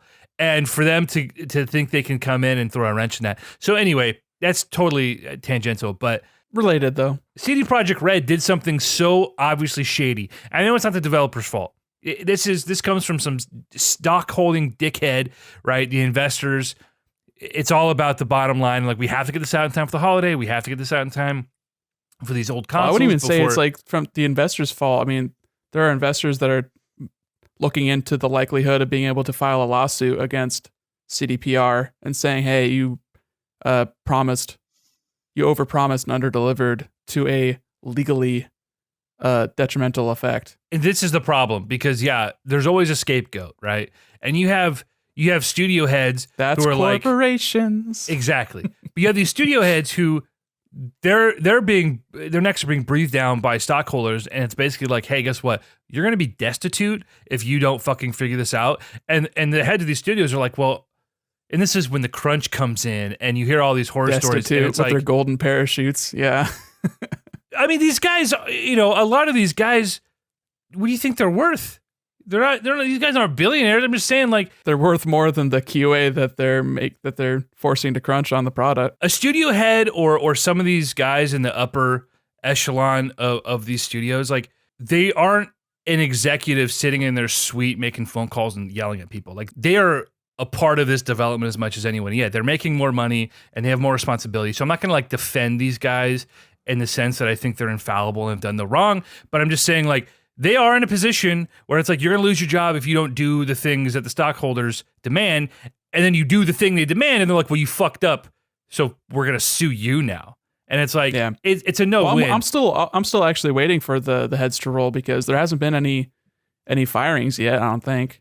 Anyone's been let go or left in shame with head in hand, I think they were hoping it was just going to blow over, and then it kept escalating. I think it will blow over. They've been quiet. And I think that's for the best. They should have gone quiet sooner. They should have No Man's Skied it. They should have just shut up and just gotten to work, which sucks because the people working are going to be, working through the holidays. This game is still the best-selling game on Amazon, how many weeks out? Yeah, because this is like a very small, 10,000 people getting mad on the internet is not comparable to the millions of games that millions of copies this game has sold. And I also would argue that, like, I mean, this game does not meet my standards whatsoever. But I'm really picky about how my games run and how they look and how they play. But like, for the vast majority of people, some of these people upgraded from an Xbox 360 just to play Cyberpunk. Because back in 2012, when they heard about it, this is all they've been looking forward to for a goddamn decade. And so, like, some of these people went out this Christmas and bought a PS4 for the first time to play Cyberpunk because they're not as connected or to the gaming industry, and this was like their splurge, and this is what they were waiting for. Whatever, it's you feel bad for those people, but at the same time, like, they don't know. Like, the last game they played was BioShock Infinite on the 360. That's a fucking potato. This game's no different. It's got GTA 5 on the fucking Xbox 360 was an abomination and never got fixed. It couldn't be fixed. Didn't have to be fixed. Sold too well to be fixed. Exactly. The same thing, but no one was mad at Rockstar. I beat that game on 360. It was a travesty, but it was the only way you could play it. So you just fucking deal with it. So, like, on one hand, the principle of it is fucked up. But on the other hand, I'm like, dude, so many of these people don't fucking care. They're playing a janky-ass last-gen game. They're not going to buy a PS5 until 2026 anyway. But it's the principle of it being shady. And, I have never seen a company burn as much goodwill as CDPR has in such a short amount of time. They were the darlings of the video game industry. Small team, took care of their people, made phenomenal games. Phenomenal game, you're right. But in retrospect, it's games. It's Witcher 3, bro. Even though those first two games sucked, the rose-colored glasses, okay, they came out in full force. Actually, 2 was interesting. If you can play a sequel to a game or a second sequel to a game without needing any backstory to know what the fuck is happening, the other games were not interesting, okay? Breath of the Wild.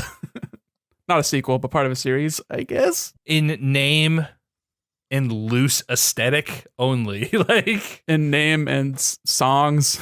Well, yeah, but you don't need context of other Zelda games. I know, I'm just being shitty. God. You're just being a guy. I'm just being me.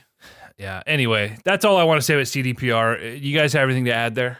I kind of wanted to give them the benefit of the doubt because, like you said, they had amassed such goodwill, if for no other reason for me, but the way that they treat their employees in an industry that still is like rampantly abusive towards its personnel, whether that's in like literal physical or sexual abuse, hashtag Ubisoft, or whether that is in crunching them, hashtag Naughty Dog, slash everyone. Yeah, I was going to say like everyone ever, but just like, they're the flavor of the month because of like killing their team to get The Last of Us 2 out.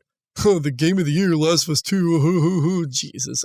Anyway, what a joke giving awards to any artistic mediums, but I digress. But then once it came to light that they had only given, so there's this big controversy, right? That a whole bunch of the reviewers were like, this game is amazing. It's going to be fantastic. And you had like IGN initially gave it like a 7 or like a 7.4, and they got crucified on the internet by all the fucking fanboys who had pre-ordered this game and never fucking played it, but who somehow had attached like a piece of their own identity to it because they'd invested $60 or whatever into this product that they hadn't even actually gotten to play. Then we find out that they had only sent PC codes to everyone who reviewed it. And so nobody had any idea that it was going to be this bad on console. And so once it dropped, there was a reverse backlash where all the same fucking people who shat on IGN and the review sites that were like, yeah, this isn't that great of a game, turned on everybody who gave it such glowing scores and said, how could you have betrayed us like this? How could you have not told us it was going to be this bad? How could you have not said that the console version was going to be this buggy? Because CDPR didn't send it to them. Because they knew they had an absolute like goat of a product on their hand that they was not ready to be released, and they didn't want anybody to know about it, which is sort of par for the course for any capitalist consumer industry. But like you said, from the outset was shocking from this company that we'd come to expect such good things from. But that was for me when I was kind of like, yeah, I'm not buying this. Definitely not buying this game. Even if I could get it on PC and it could run well, definitely not buying this game. Because I didn't fuck with Witcher 3. So I don't have that sense of, I don't know, mystique that they have for producing one good to great game ? I just don't have that. So why would I buy this game? I have no reason to buy this game. Yeah, that's fair. And there's something very appealing about being a part of the zeitgeist when all your friends are playing something and Twitter is talking about it for a week or whatever. And like you know, even the most cynical of us feel that pull somewhere. And even I felt it after all the controversy. I was like, oh, my friends are playing. I want to talk about it with them. But you have to resist, you know, don't support the shady. Don't do it. It's just not. That's why I downloaded a free, let's say a demo, and then uninstalled it after I knew, I mean, this was never going to be a Nick game to begin with. I'm not exactly into Western RPGs, and especially not ones in first person with subpar shooting mechanics and very cumbersome controls. But too many skill trees. I didn't even get to the point where skill trees were introduced. I was just trying to wrestle with, there's stealth mechanics and hacking mechanics and melee combat and gun combat, and it was very overwhelming. And the writing was bad because obviously, and it was very shiny, very pretty looking game, but I'm just not like super enamored with that sort of GTA, but in the future kind of vibe. Oh yeah. No. And I don't know. I got a couple hours into it and it was just like, it crashed and I was like, oh, I'm just never going to play it again. There you go. That's the end of that. Yeah. Well, it runs decently well. I mean, it's still a buggy mess, and there's still the issues with the AI. And I was getting 60 FPS at 1440p on my GTX 2070 Super. So there you go. It's like an upper mid-tier card. Yeah, it runs decent on the next-gen consoles.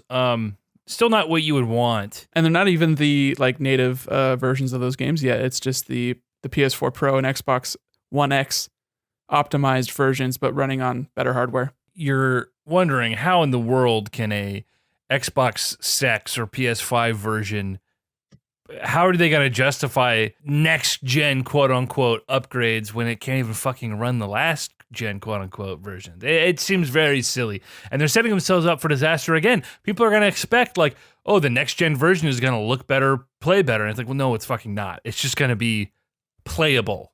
That's what the next gen version is going to be. And that's not a good look. So, oh well, that's enough on CD Projekt Red and Cyberpunk. That's why you don't look forward to a game and expect it's going to be like the next coming of fucking Christ. You know, it's just a video game. It's just a good new video game from a company that you liked their last game. Don't get your panties all hiked up and ready to go because you're just going to get disappointed. And also definitely don't go flaming people on the internet just because they have an opinion. Find something else that brings you joy. If your only source of joy strictly lies in, like Chris said, the capitalist machine, and hoping that these people aren't going to do you wrong, like, you're probably going to be a pretty fucking miserable person. So just go play Splatoon and Tetris like our good friend Leaf. Shout out, Leaf. We love you, buddy. Find something other than Tetris to play. Give me a call. He loves Tetris. He loves Tetris. Play Effect Connected on your Series X. It's cool Tetris, but it has the multiplayer like PvE mode. Yeah, I went on a tear downloading shit on Games Pass, but it reminded me not in gameplay. I mean, it's not anything like this game, but the vibe reminded me a lot of what was that shooter on PS4? It was kind of a tech demo. Resogun. Yeah. Yeah, it's Geometry Wars. It's vector lines on dark background. It's luminous. We won't. God, we have still so much to talk about. PS5, Xbox, Miles Morales. Yeah, talk about Spider-Man. I'm going to save my DualSense rant for after I talk about Spider-Man, because Spider-Man Miles Morales was an exceptional experience. I had a very positive experience with it. It was a great time. Yeah, I don't really know where to begin. I platinumed the original Spider-Man game, which, Chris, you still haven't played, correct? That is correct. Yeah, that's correct. I have it. I have the definitive edition, whatever that means, but I have not yet played it. But I'm looking forward to playing it.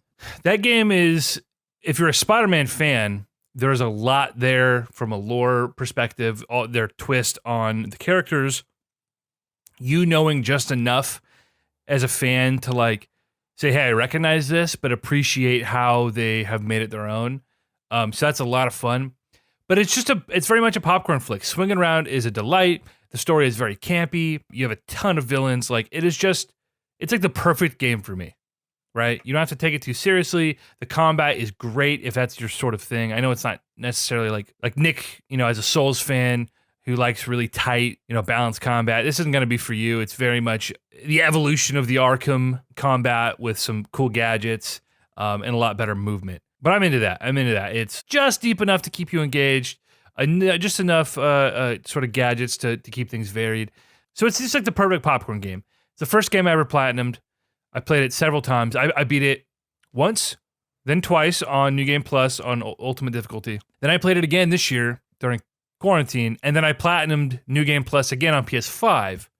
So I have played the fuck out of that game and its DLC. First time you platinumed anything? Yes, correct. And then I shortly after that, I platinumed Spyro on PS4. But I never been a trophy guy, but Spider-Man had enough balance of like things to do, side quests, collectibles, and just some quirky, fun, sort of hidden trophy things that sort of added to the experience. And it was easy too. It wasn't a game where it's like, all right, go sink 100 hours into multiplayer or like do this impossibly difficult thing. Like, looking at you, Tony Hawk, still haven't platinumed you. Don't think I ever will because I will never be good enough to do it.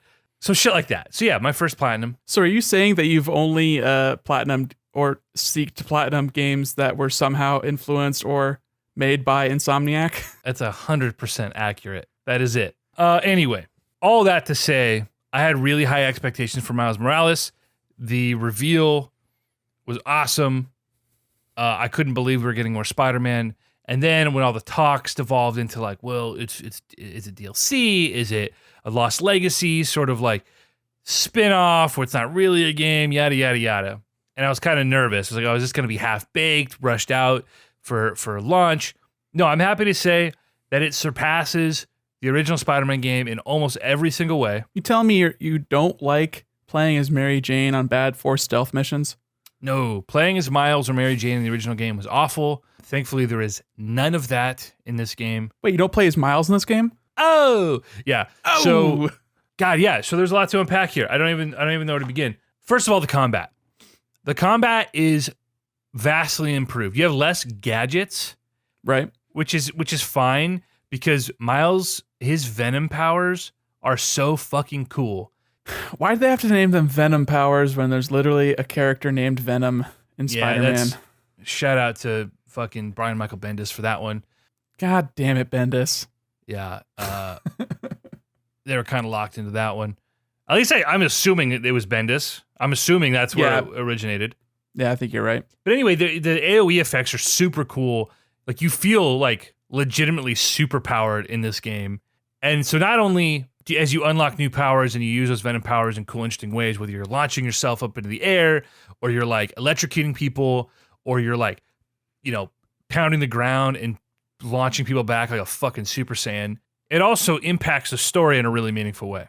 So that's really cool. You just feel way more powerful as Miles, even though he's less experienced than Peter. Miles has only had his powers for a year.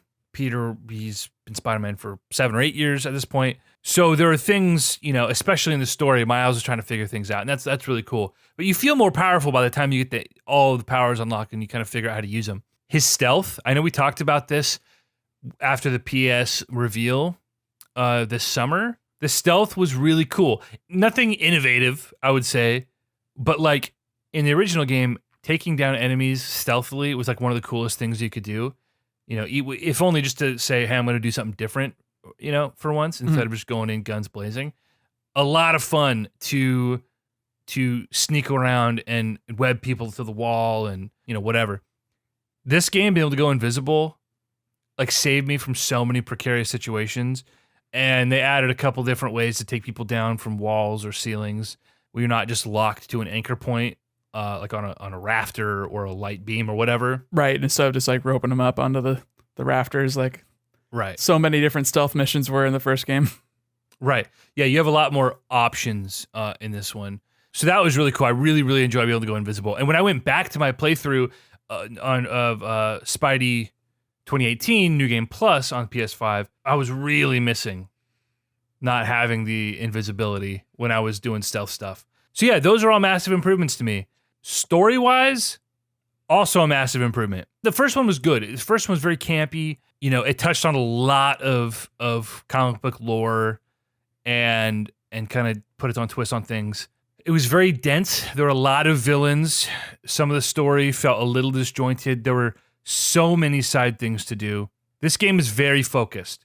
You're focused on Miles, his mom, his best friend, another friend of his who, I won't spoil anything, I guess, but who becomes a major part of the story. And, it's primarily based in Harlem. So the main campaign is only like 3 or 4 hours, which is really short. But when I played the game, I pulled, a Chris where I'm doing every side quest as I go. The thing that they nailed in this game is the pacing. The pacing was perfect. If you set out to do everything you could do, I still put almost 20 hours into my platinum run, which is short, granted, for a platinum run, but... And playing the game twice, because you have to do New Game Plus. So I should say 20 hours to complete everything except for my New Game Plus. Only took me about 3 hours to do the New Game Plus mainline, but I almost 20 hours to complete everything up to that point, which was just like, that's a great length, I will say, like, Spider-Man 2018, platinuming it, there are some of the collectibles that if you're not into them, you're not into them, and some of them are a little annoying. And this game just really trimmed the fat. They got rid of some of that obnoxious stuff. The story beats, the things they add from a narrative perspective by doing the side quests, almost all of them feel super meaningful. Minor spoiler, if you've seen Into the Spider-Verse, you know that Miles' uncle is the Prowler. He's in this game. They put a super cool twist on that whole origin story. I guess it's not an origin story, but on that relationship and how Miles finds out. And like, it is not what you expect. There's a lot of tension there, and some of the side quests really explore that relationship. And that was like, that was one of the most meaningful side quests out of either of the two Spider-Man games. There's a side quest at the end of the game, like post game, that was freaking amazing. That made me cry, like legitimately choke up, which is super cool. I got choked up twice during this game. The ending of this game is just like so cool. So yeah, man, they improved almost everything about it. The soundtrack, obviously Miles is like a young, urban dude living in freaking Harlem, right? What is he, 17 or whatever? It's a very different world than what, Peter Parker is a 24-year-old white dude, from the opposite side of town. So like you see a lot of that in the people he interacts with. The soundtrack is like a totally different vibe, almost to the point where I was irritated going back to Spider-Man 2018 and they had like the kind of campy orchestral thing. And I was like, no, take me back to the cool beats and like whether it's like old school hip hop or some of the, like lo-fi stuff or like some of the dubstep shit you get with the new enemies in the game. Like it's just a totally different vibe, which I was super into. So anyway, all that to say, yeah, it's much more focused game. And to be honest, if they just wanted to release a Miles Morales scaled game every goddamn year, instead of just like waiting 3 years and putting out a bigger game like Spider-Man 2018, like I'd be so much happier with that and just focus on these smaller stories. Granted, I am excited for the Spider-Man game, which is inevitable. At least it fucking better be at this point. And you get to play as both Spider-Men. That will be awesome. And I'm excited to see how they explore that with some of the villains they set up. So yeah, it is a game that I don't think you need to have played the first one, Chris. If you do get a PS5 and you feel like jumping in, I mean, I would recommend if you have the time to play Spider-Man 2018 first.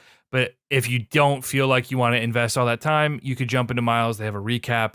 All you really need to know is Miles Morales is Spider-Man now. Peter Parker's in Europe. Go have fun in Harlem, It's definitely a game I'm going to buy. But like, look, I'm not paying $60 or $70 for a fucking 20-hour game to platinum in 2020. No goddamn way. Like, this is why I don't buy consoles at launch, period, is because other than Nintendo consoles, I've literally bought like the last 4 Nintendo consoles in launch window. And a big part of that is because they all came with a killer pack-in game I didn't have to pay for. I put so many hours into Nintendo Land on the Wii U. Like, that was such a gorgeous proof of concept. It was interesting. It was fun. I could have people over. I could do stuff with it. Like, yeah, Miles Morales seems great. But, I mean, if that's the big offering at launch, and it is, why am I buying this console right now? Like, that's a $20 game.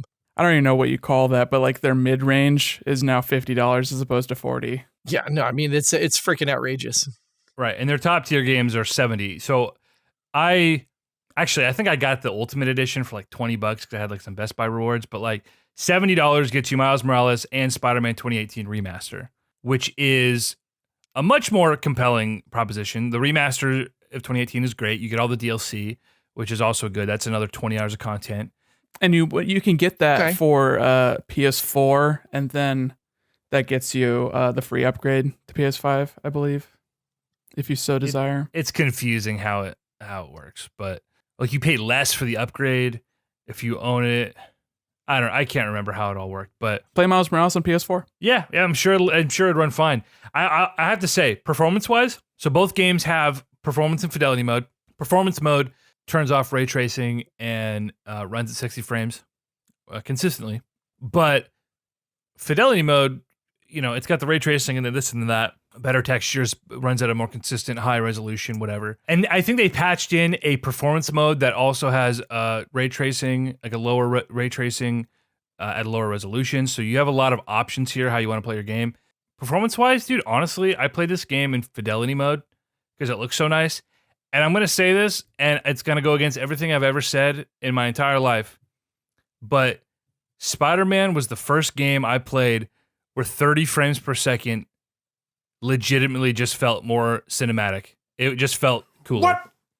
Nick is fucking... Ow! What? The human eye can't see above it anyway, so I don't know what you're doing with all those extra frames. Oh, my God. Well, here's the thing.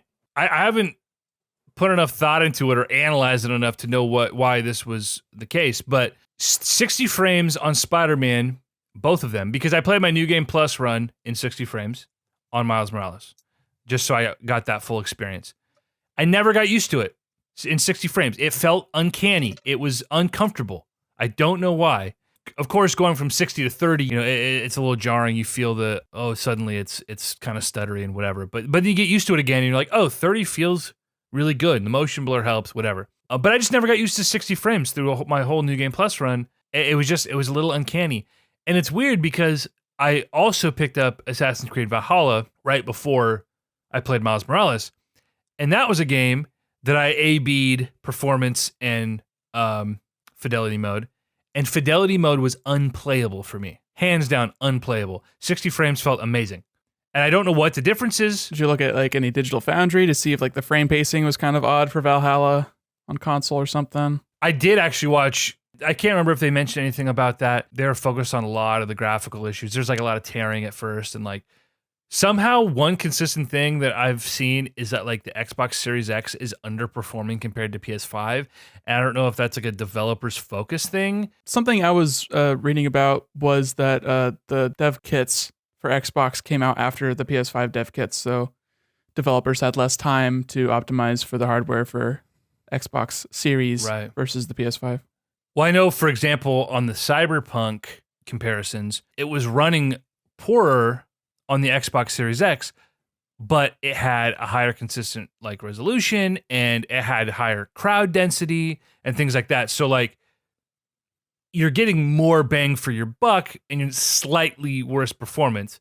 And it's like, oh, well, these aren't even the same versions of the game, which you would typically expect from something like Assassin's Creed, right? Right. And so that's interesting. They did a follow-up video on that. But no, I can't remember anything specifically if it was like why 30 frames locked felt so different across two consoles. I don't know. I'm sitting here thinking like, could it be a variable refresh rate thing? I have one of the OLEDs, it's fully decked with the VRR and the I could see that. G-Sync. And I don't know if that's even like currently active on the consoles. Like I don't know if that's even supported.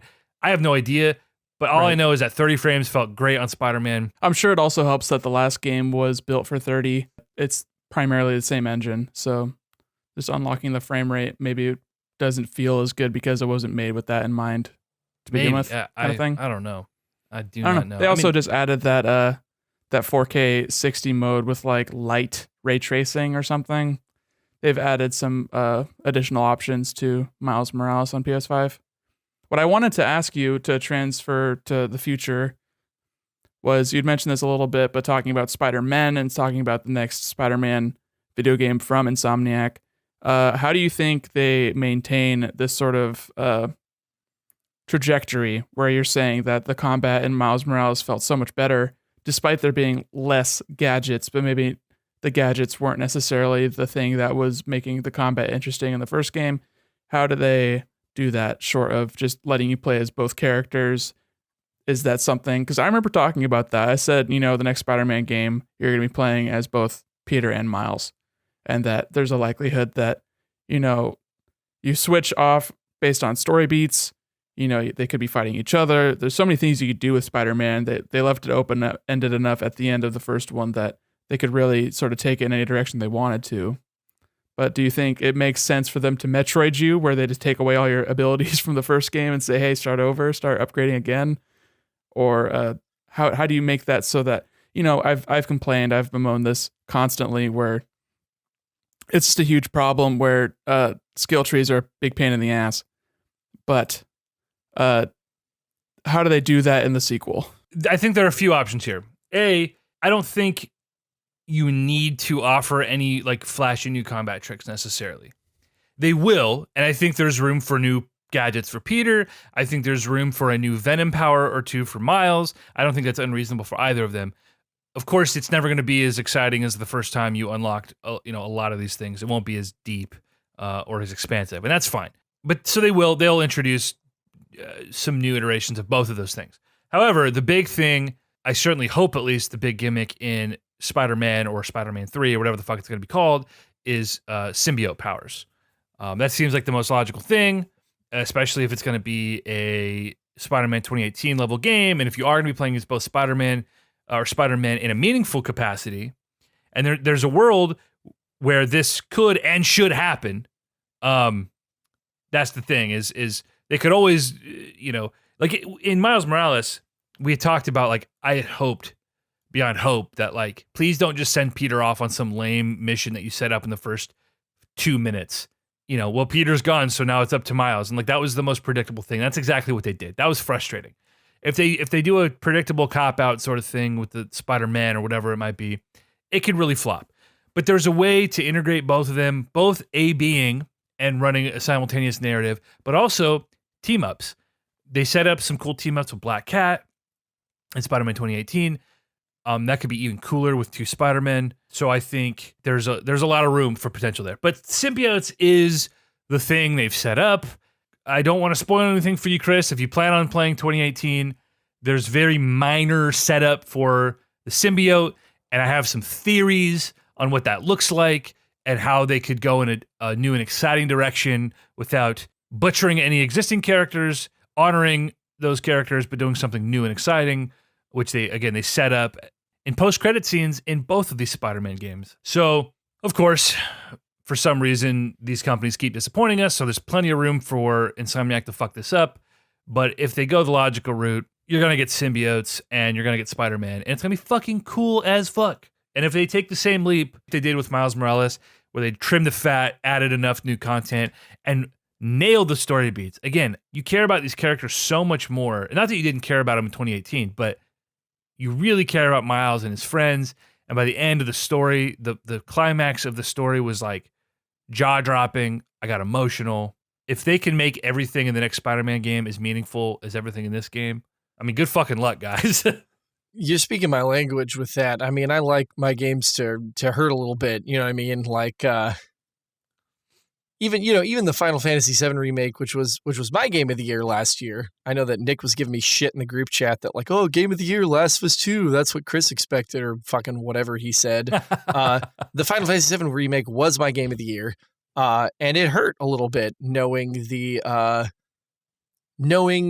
the initial context for these characters and what was going to happen to them. Like, you can't not cry when you hear Aerith's theme for the first time. You know what I mean? Like, if you know, you know. Sure. Although maybe we don't know, which was a big part of what the remake did, but I digress. So, yeah, that sounds thrilling.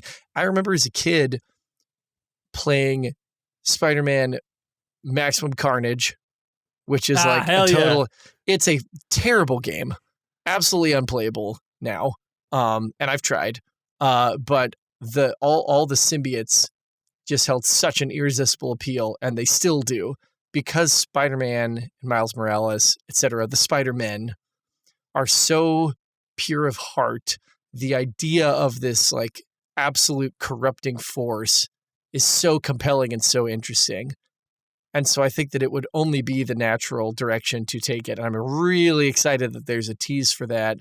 Maybe when I get back to my PlayStation, when I get back to Greensboro, that might be what slots into that PlayStation. Although I did just get the entire Kingdom Hearts anthology. Oh, no, don't do it. Which I have never played, which is shocking to literally everyone who has ever known me and my gaming taste, that I've never played these games. It's also not a series that I imagine holds up very well after all these years, unless you're a fucking dork who has loved Kingdom Hearts forever. But I'm not one of those dorks, so I don't feel particularly good about that franchise myself. But yeah, no, as far as the symbiote thing, that's something I can envision. Is like you get a first, second act where like Peter gets corrupted and Miles and Peter have to face off, with Peter being the symbiote, and then we free the symbiote, and then we get a Venom third act or whatever, right? Like there's a lot of potential there, and you really hope they don't fuck it up, because our imaginations are running wild out here in podcast land. I just got word from old Nick Boy that his PC crashed. Oh no. So we're really hoping he didn't lose his audio. That will be very unfortunate. That will be catastrophic. Oh, God, that's going to be a nightmare. Chris, let's wrap this up since Nick is fucked. Let me, real quick, allow me to go on a DualSense rant, okay? All right. Because I played this game on PS5 with this new controller. Because so many people have hyped this controller up as being truly next gen, which is, of course, bullshit. It's no more next fucking gen than the haptics in the Switch controllers were. there are some interesting things they demo in Astro World, whatever. In Spider-Man, they were so fucking obnoxious, I turned them off almost immediately. But the DualSense itself, as far as the ergonomics go, I think is a genuine travesty. And I know there are people out there who disagree. There are plenty of people who think this is the best controller PlayStation's ever put out. After about a week of using the controller, I'm having cramps in different parts of my hand. I'm having fingertips go numb. I am constantly shuffling the controller, trying to get just the right grip on the thing. And I have big hands, right? I don't have little baby hands. I have man hands. Controllers are too small for me. Not too big, okay? This controller is just slightly too big in a lot of different areas. And I have to say, I went onto the PlayStation sub knowing that I was going to be crucified, and I made a post describing as objectively as possible, prefacing that I was not an Xbox fanboy, that I've been a Sony guy, for the last 7 years. Growing up, I was a Sony guy. I've used every DualShock controller, and while, of course, I do think the Xbox controller is better and has historically always been, I like the DualShock 4. The PlayStation was my main console. I got rid of my Xbox. So yeah, I prefaced with all that. And I went into why this controller was the most uncomfortable controller I'd ever used, and it was ruining my PS5 experience. Every time I used this thing, it was so deflating because I was so excited for the PS5 and so excited for Spider-Man. And every PlayStation, I was just thinking about how awful this controller is and how I can't get quite comfortable with it. My fingers going numb, and I got a cramp now, and the bottom edge is digging into my hand. That's so uncomfortable. So I got destroyed on this subreddit. And, I expected it. I got downvoted to hell, hundreds of downvotes. And I wasn't arguing with people. I was like, hey, if you like this controller, if you find it comfortable, or you don't find it actively uncomfortable, I'm not going to tell you you're wrong. Like, if you find it comfortable, you fucking find it comfortable, So, whatever. Well, now, my Reddit post is the number one hit on Google when you type in DualSense uncomfortable. So as more and more people are getting PlayStations using the DualSense for the first time, slowly over the last 2 months, or almost 2 months, whatever, my post has finally climbed to a positive upvote ratio and has hundreds of comments now of people randomly. Every day I wake up to a new comment of somebody being like, I found this post by Googling it. I hate this controller. I've been a Sony fanboy for yada, yada years. And of course, this is confirmation bias. And again, like Nick said, a couple hundred angry people on the internet isn't going to change anything. And that fucking is what it is. But I know now I'm not crazy. That the ergonomics of this controller were so poorly thought out. For example, the grips on the sides, the grips bow out ever so slightly instead of just being straight. So your hands so my hands, you can't see listening to the pod right now, but your hands kind of bow out ever so slightly. So you're always kind of holding your hands a little right here in the wrist and in this part of your hand, you're kind of uncomfortably outstretched ever so slightly. But then you're also angling down to try and make sure you have a good, contact on those face buttons. So you're always kind of shifting, being like, this doesn't quite fucking feel right. And then you're stretching, of course, to their offset sticks, which are always not good. People complain. Inline sticks, not offset. So, sorry, yeah, right. I'm retarded. I know. Yeah, just for the audio listeners. The inline sticks, which have always been a problem. And people who say they aren't, here's the thing with the offset sticks. 90% of the time, you have your thumb on the left stick and your thumbs on the face buttons. So you're parallel. And reaching every once in a while when you need to do camera control, not a big deal. That's an easy jump. That's natural. But when your fingers are stuck right next to each other and you're constantly making this switch and you're offset almost the entire time, that's extremely uncomfortable. The sticks are too close together. Now you have the opposite problem. The controller's too wide, so you're barely reaching over to those sticks. So now you're getting fatigue in the wrist, the base of your palm. You're getting them in your thumbs. Some people have complained about, again, the split in the housing and how it comes to a sharp point is hurting people's palms. My major gripe is the back. On a DS4 controller, there's a contour, right? Where it kind of molds to your finger and comes down to a point, and it's very slim. The back of the controller is only an inch or so tall, inch and a half tall, versus like 2+ inches on the DualSense controller. So yeah, look at how contoured that is. So on the DS4, it is a little small for me, but my fingers rest, they kind of just hang off the back, or they rest along the contour. They're not pressing uncomfortably against anything. The DualSense, the back of that controller is like 2+ inches tall. If you're holding it up, I'm trying to describe the dimension. I don't know if tall is the right word. Yeah, tall or deep, I would say. And it doesn't have the contour. So your fingers are like pressed up against a level surface. Like, so you wrap around the grips and your fingers rest on the back of the controller, but instead of curling inward and resting comfortably, they're just pressed against the back. Like, like this the whole time. Of course, you guys can't see me, but so my middle finger's going numb from being pressed up against this controller while I'm awkwardly gripping this fucking horrible controller. So I have cramps and numbness, and it's just, I don't know how in the world this got through QA, how nobody had a problem with it, how they thought that these ergonomics were going to work. They doubled down on their sticks, which, whatever, they have to do, whatever. Well, I think the most damning thing that they did is they made it so that your PS4 controllers aren't forward compatible. There's nothing different enough about the DualSense that you shouldn't be able to play the games the exact same way on the older controller. Sure, you're not going to have the fancy new rumble and they can't change the tension of your triggers, but that doesn't fucking matter anyway. No, absolutely. You can turn that off and you can still play the game. Right. That is frustrating. And of course they want to sell more peripherals. But I'm at a point now. Yes, that is the thing. My PS5 is unhooked. I beat Spider-Man and I unhooked my PS5 to hook up the fucking 720p cable box so my girlfriend could watch Hallmark movies. And I haven't lost an ounce of sleep about it, And that's a shame that I would be playing, I bought Sackboy and I wanted to beat Astro and I downloaded a bunch of PS4 games from the collection that I could use a DualShock with. But I'm so over this console right now, which is, it sucks. I want to like this console. The UI is wonderful. Being able to just run my old PlayStation games, at higher resolution and better frame rate is like super cool. There are games I still want to play. Or was in the middle of, like Ghost of Tsushima, but I'm like, I can't be bothered with it right now. And the fact that I can't use my DualShock 4 on PS5 games, there are no third-party PS5 controllers as of yet, and I have zero hope that they will ever release a small version of the DualSense.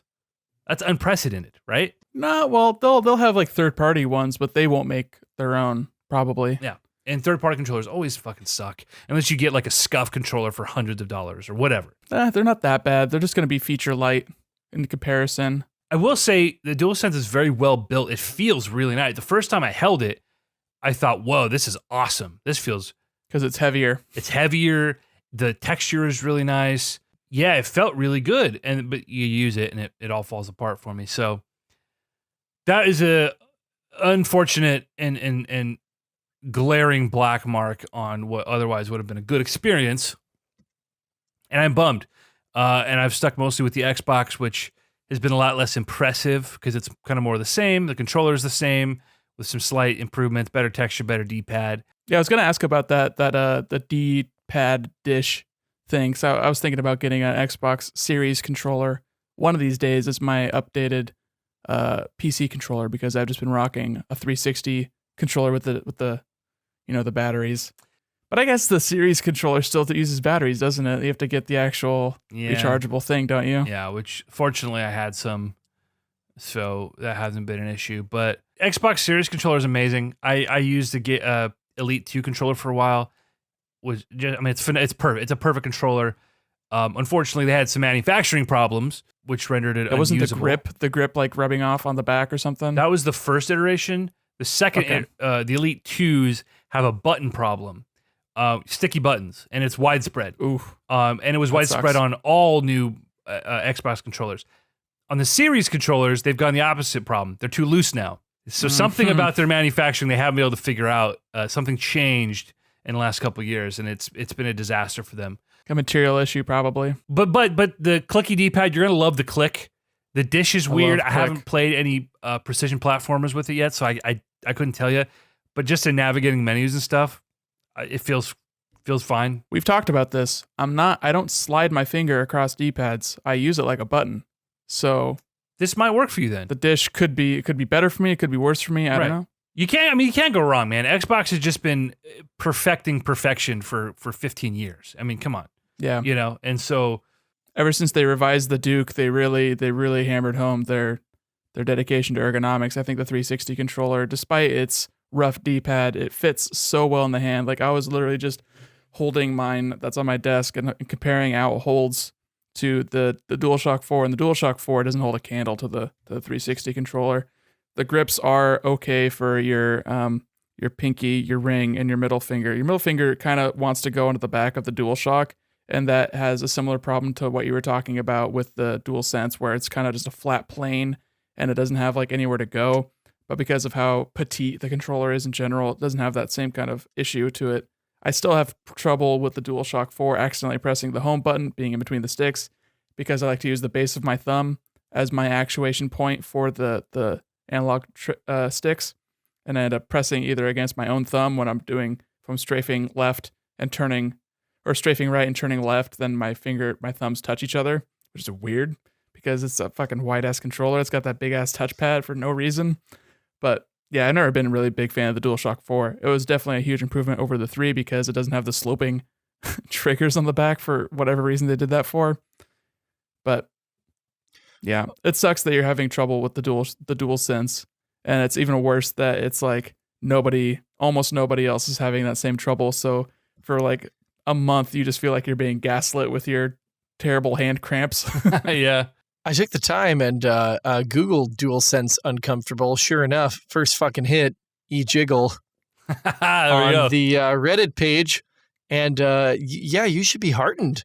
There seemed to be all the comments I read, almost all of them, except for one person that said, like, just based on the fact that you said still doesn't have offset joysticks tells me everything I need to know about you. And I'm like, motherfucker, yeah, you are just such a shit stain in this digital ecosystem. That just the worst kind of person. But other than that, tons of support from people coming out of the woodwork and going, you're not crazy.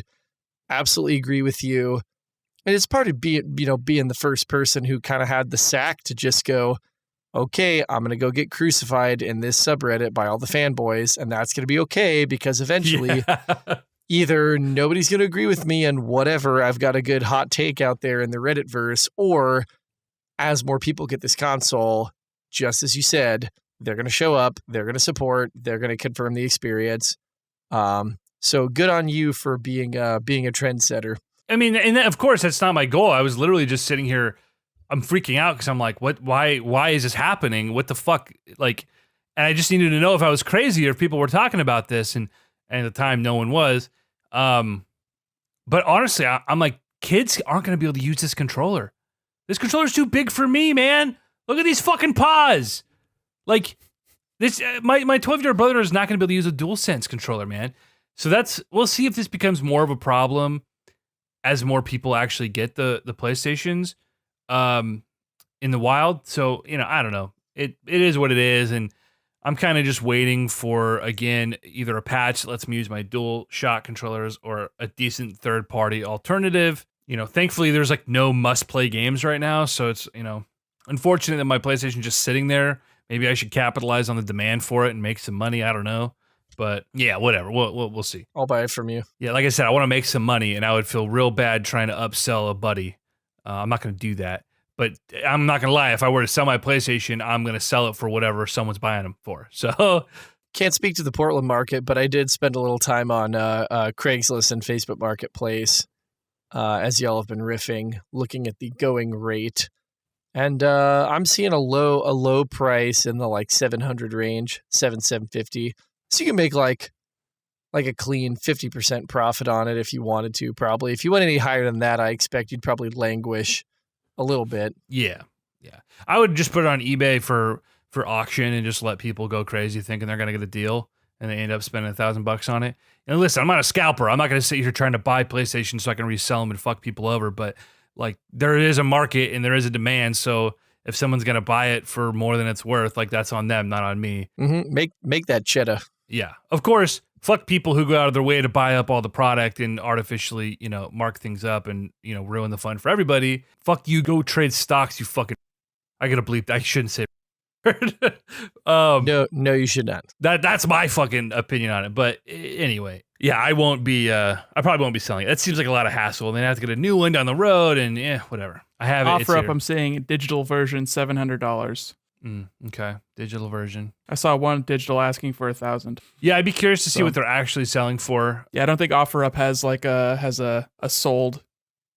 Well, maybe I just don't really care enough to actually look into that. But I know eBay, you're gonna get more for it, but you're gonna also have to ship it. Ship it, baby. Ship it. Anyway, let's wrap this thing up. We've been talking for 2.5 hours. Nick, your PC crashed, so it's gonna be a bitch to fucking edit this again. 2 nights in a row with just nightmare audio problems. Oh God.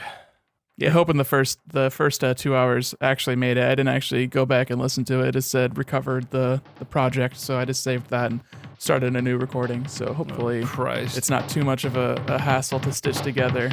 ConsoleCrusade.com. Mazel tov.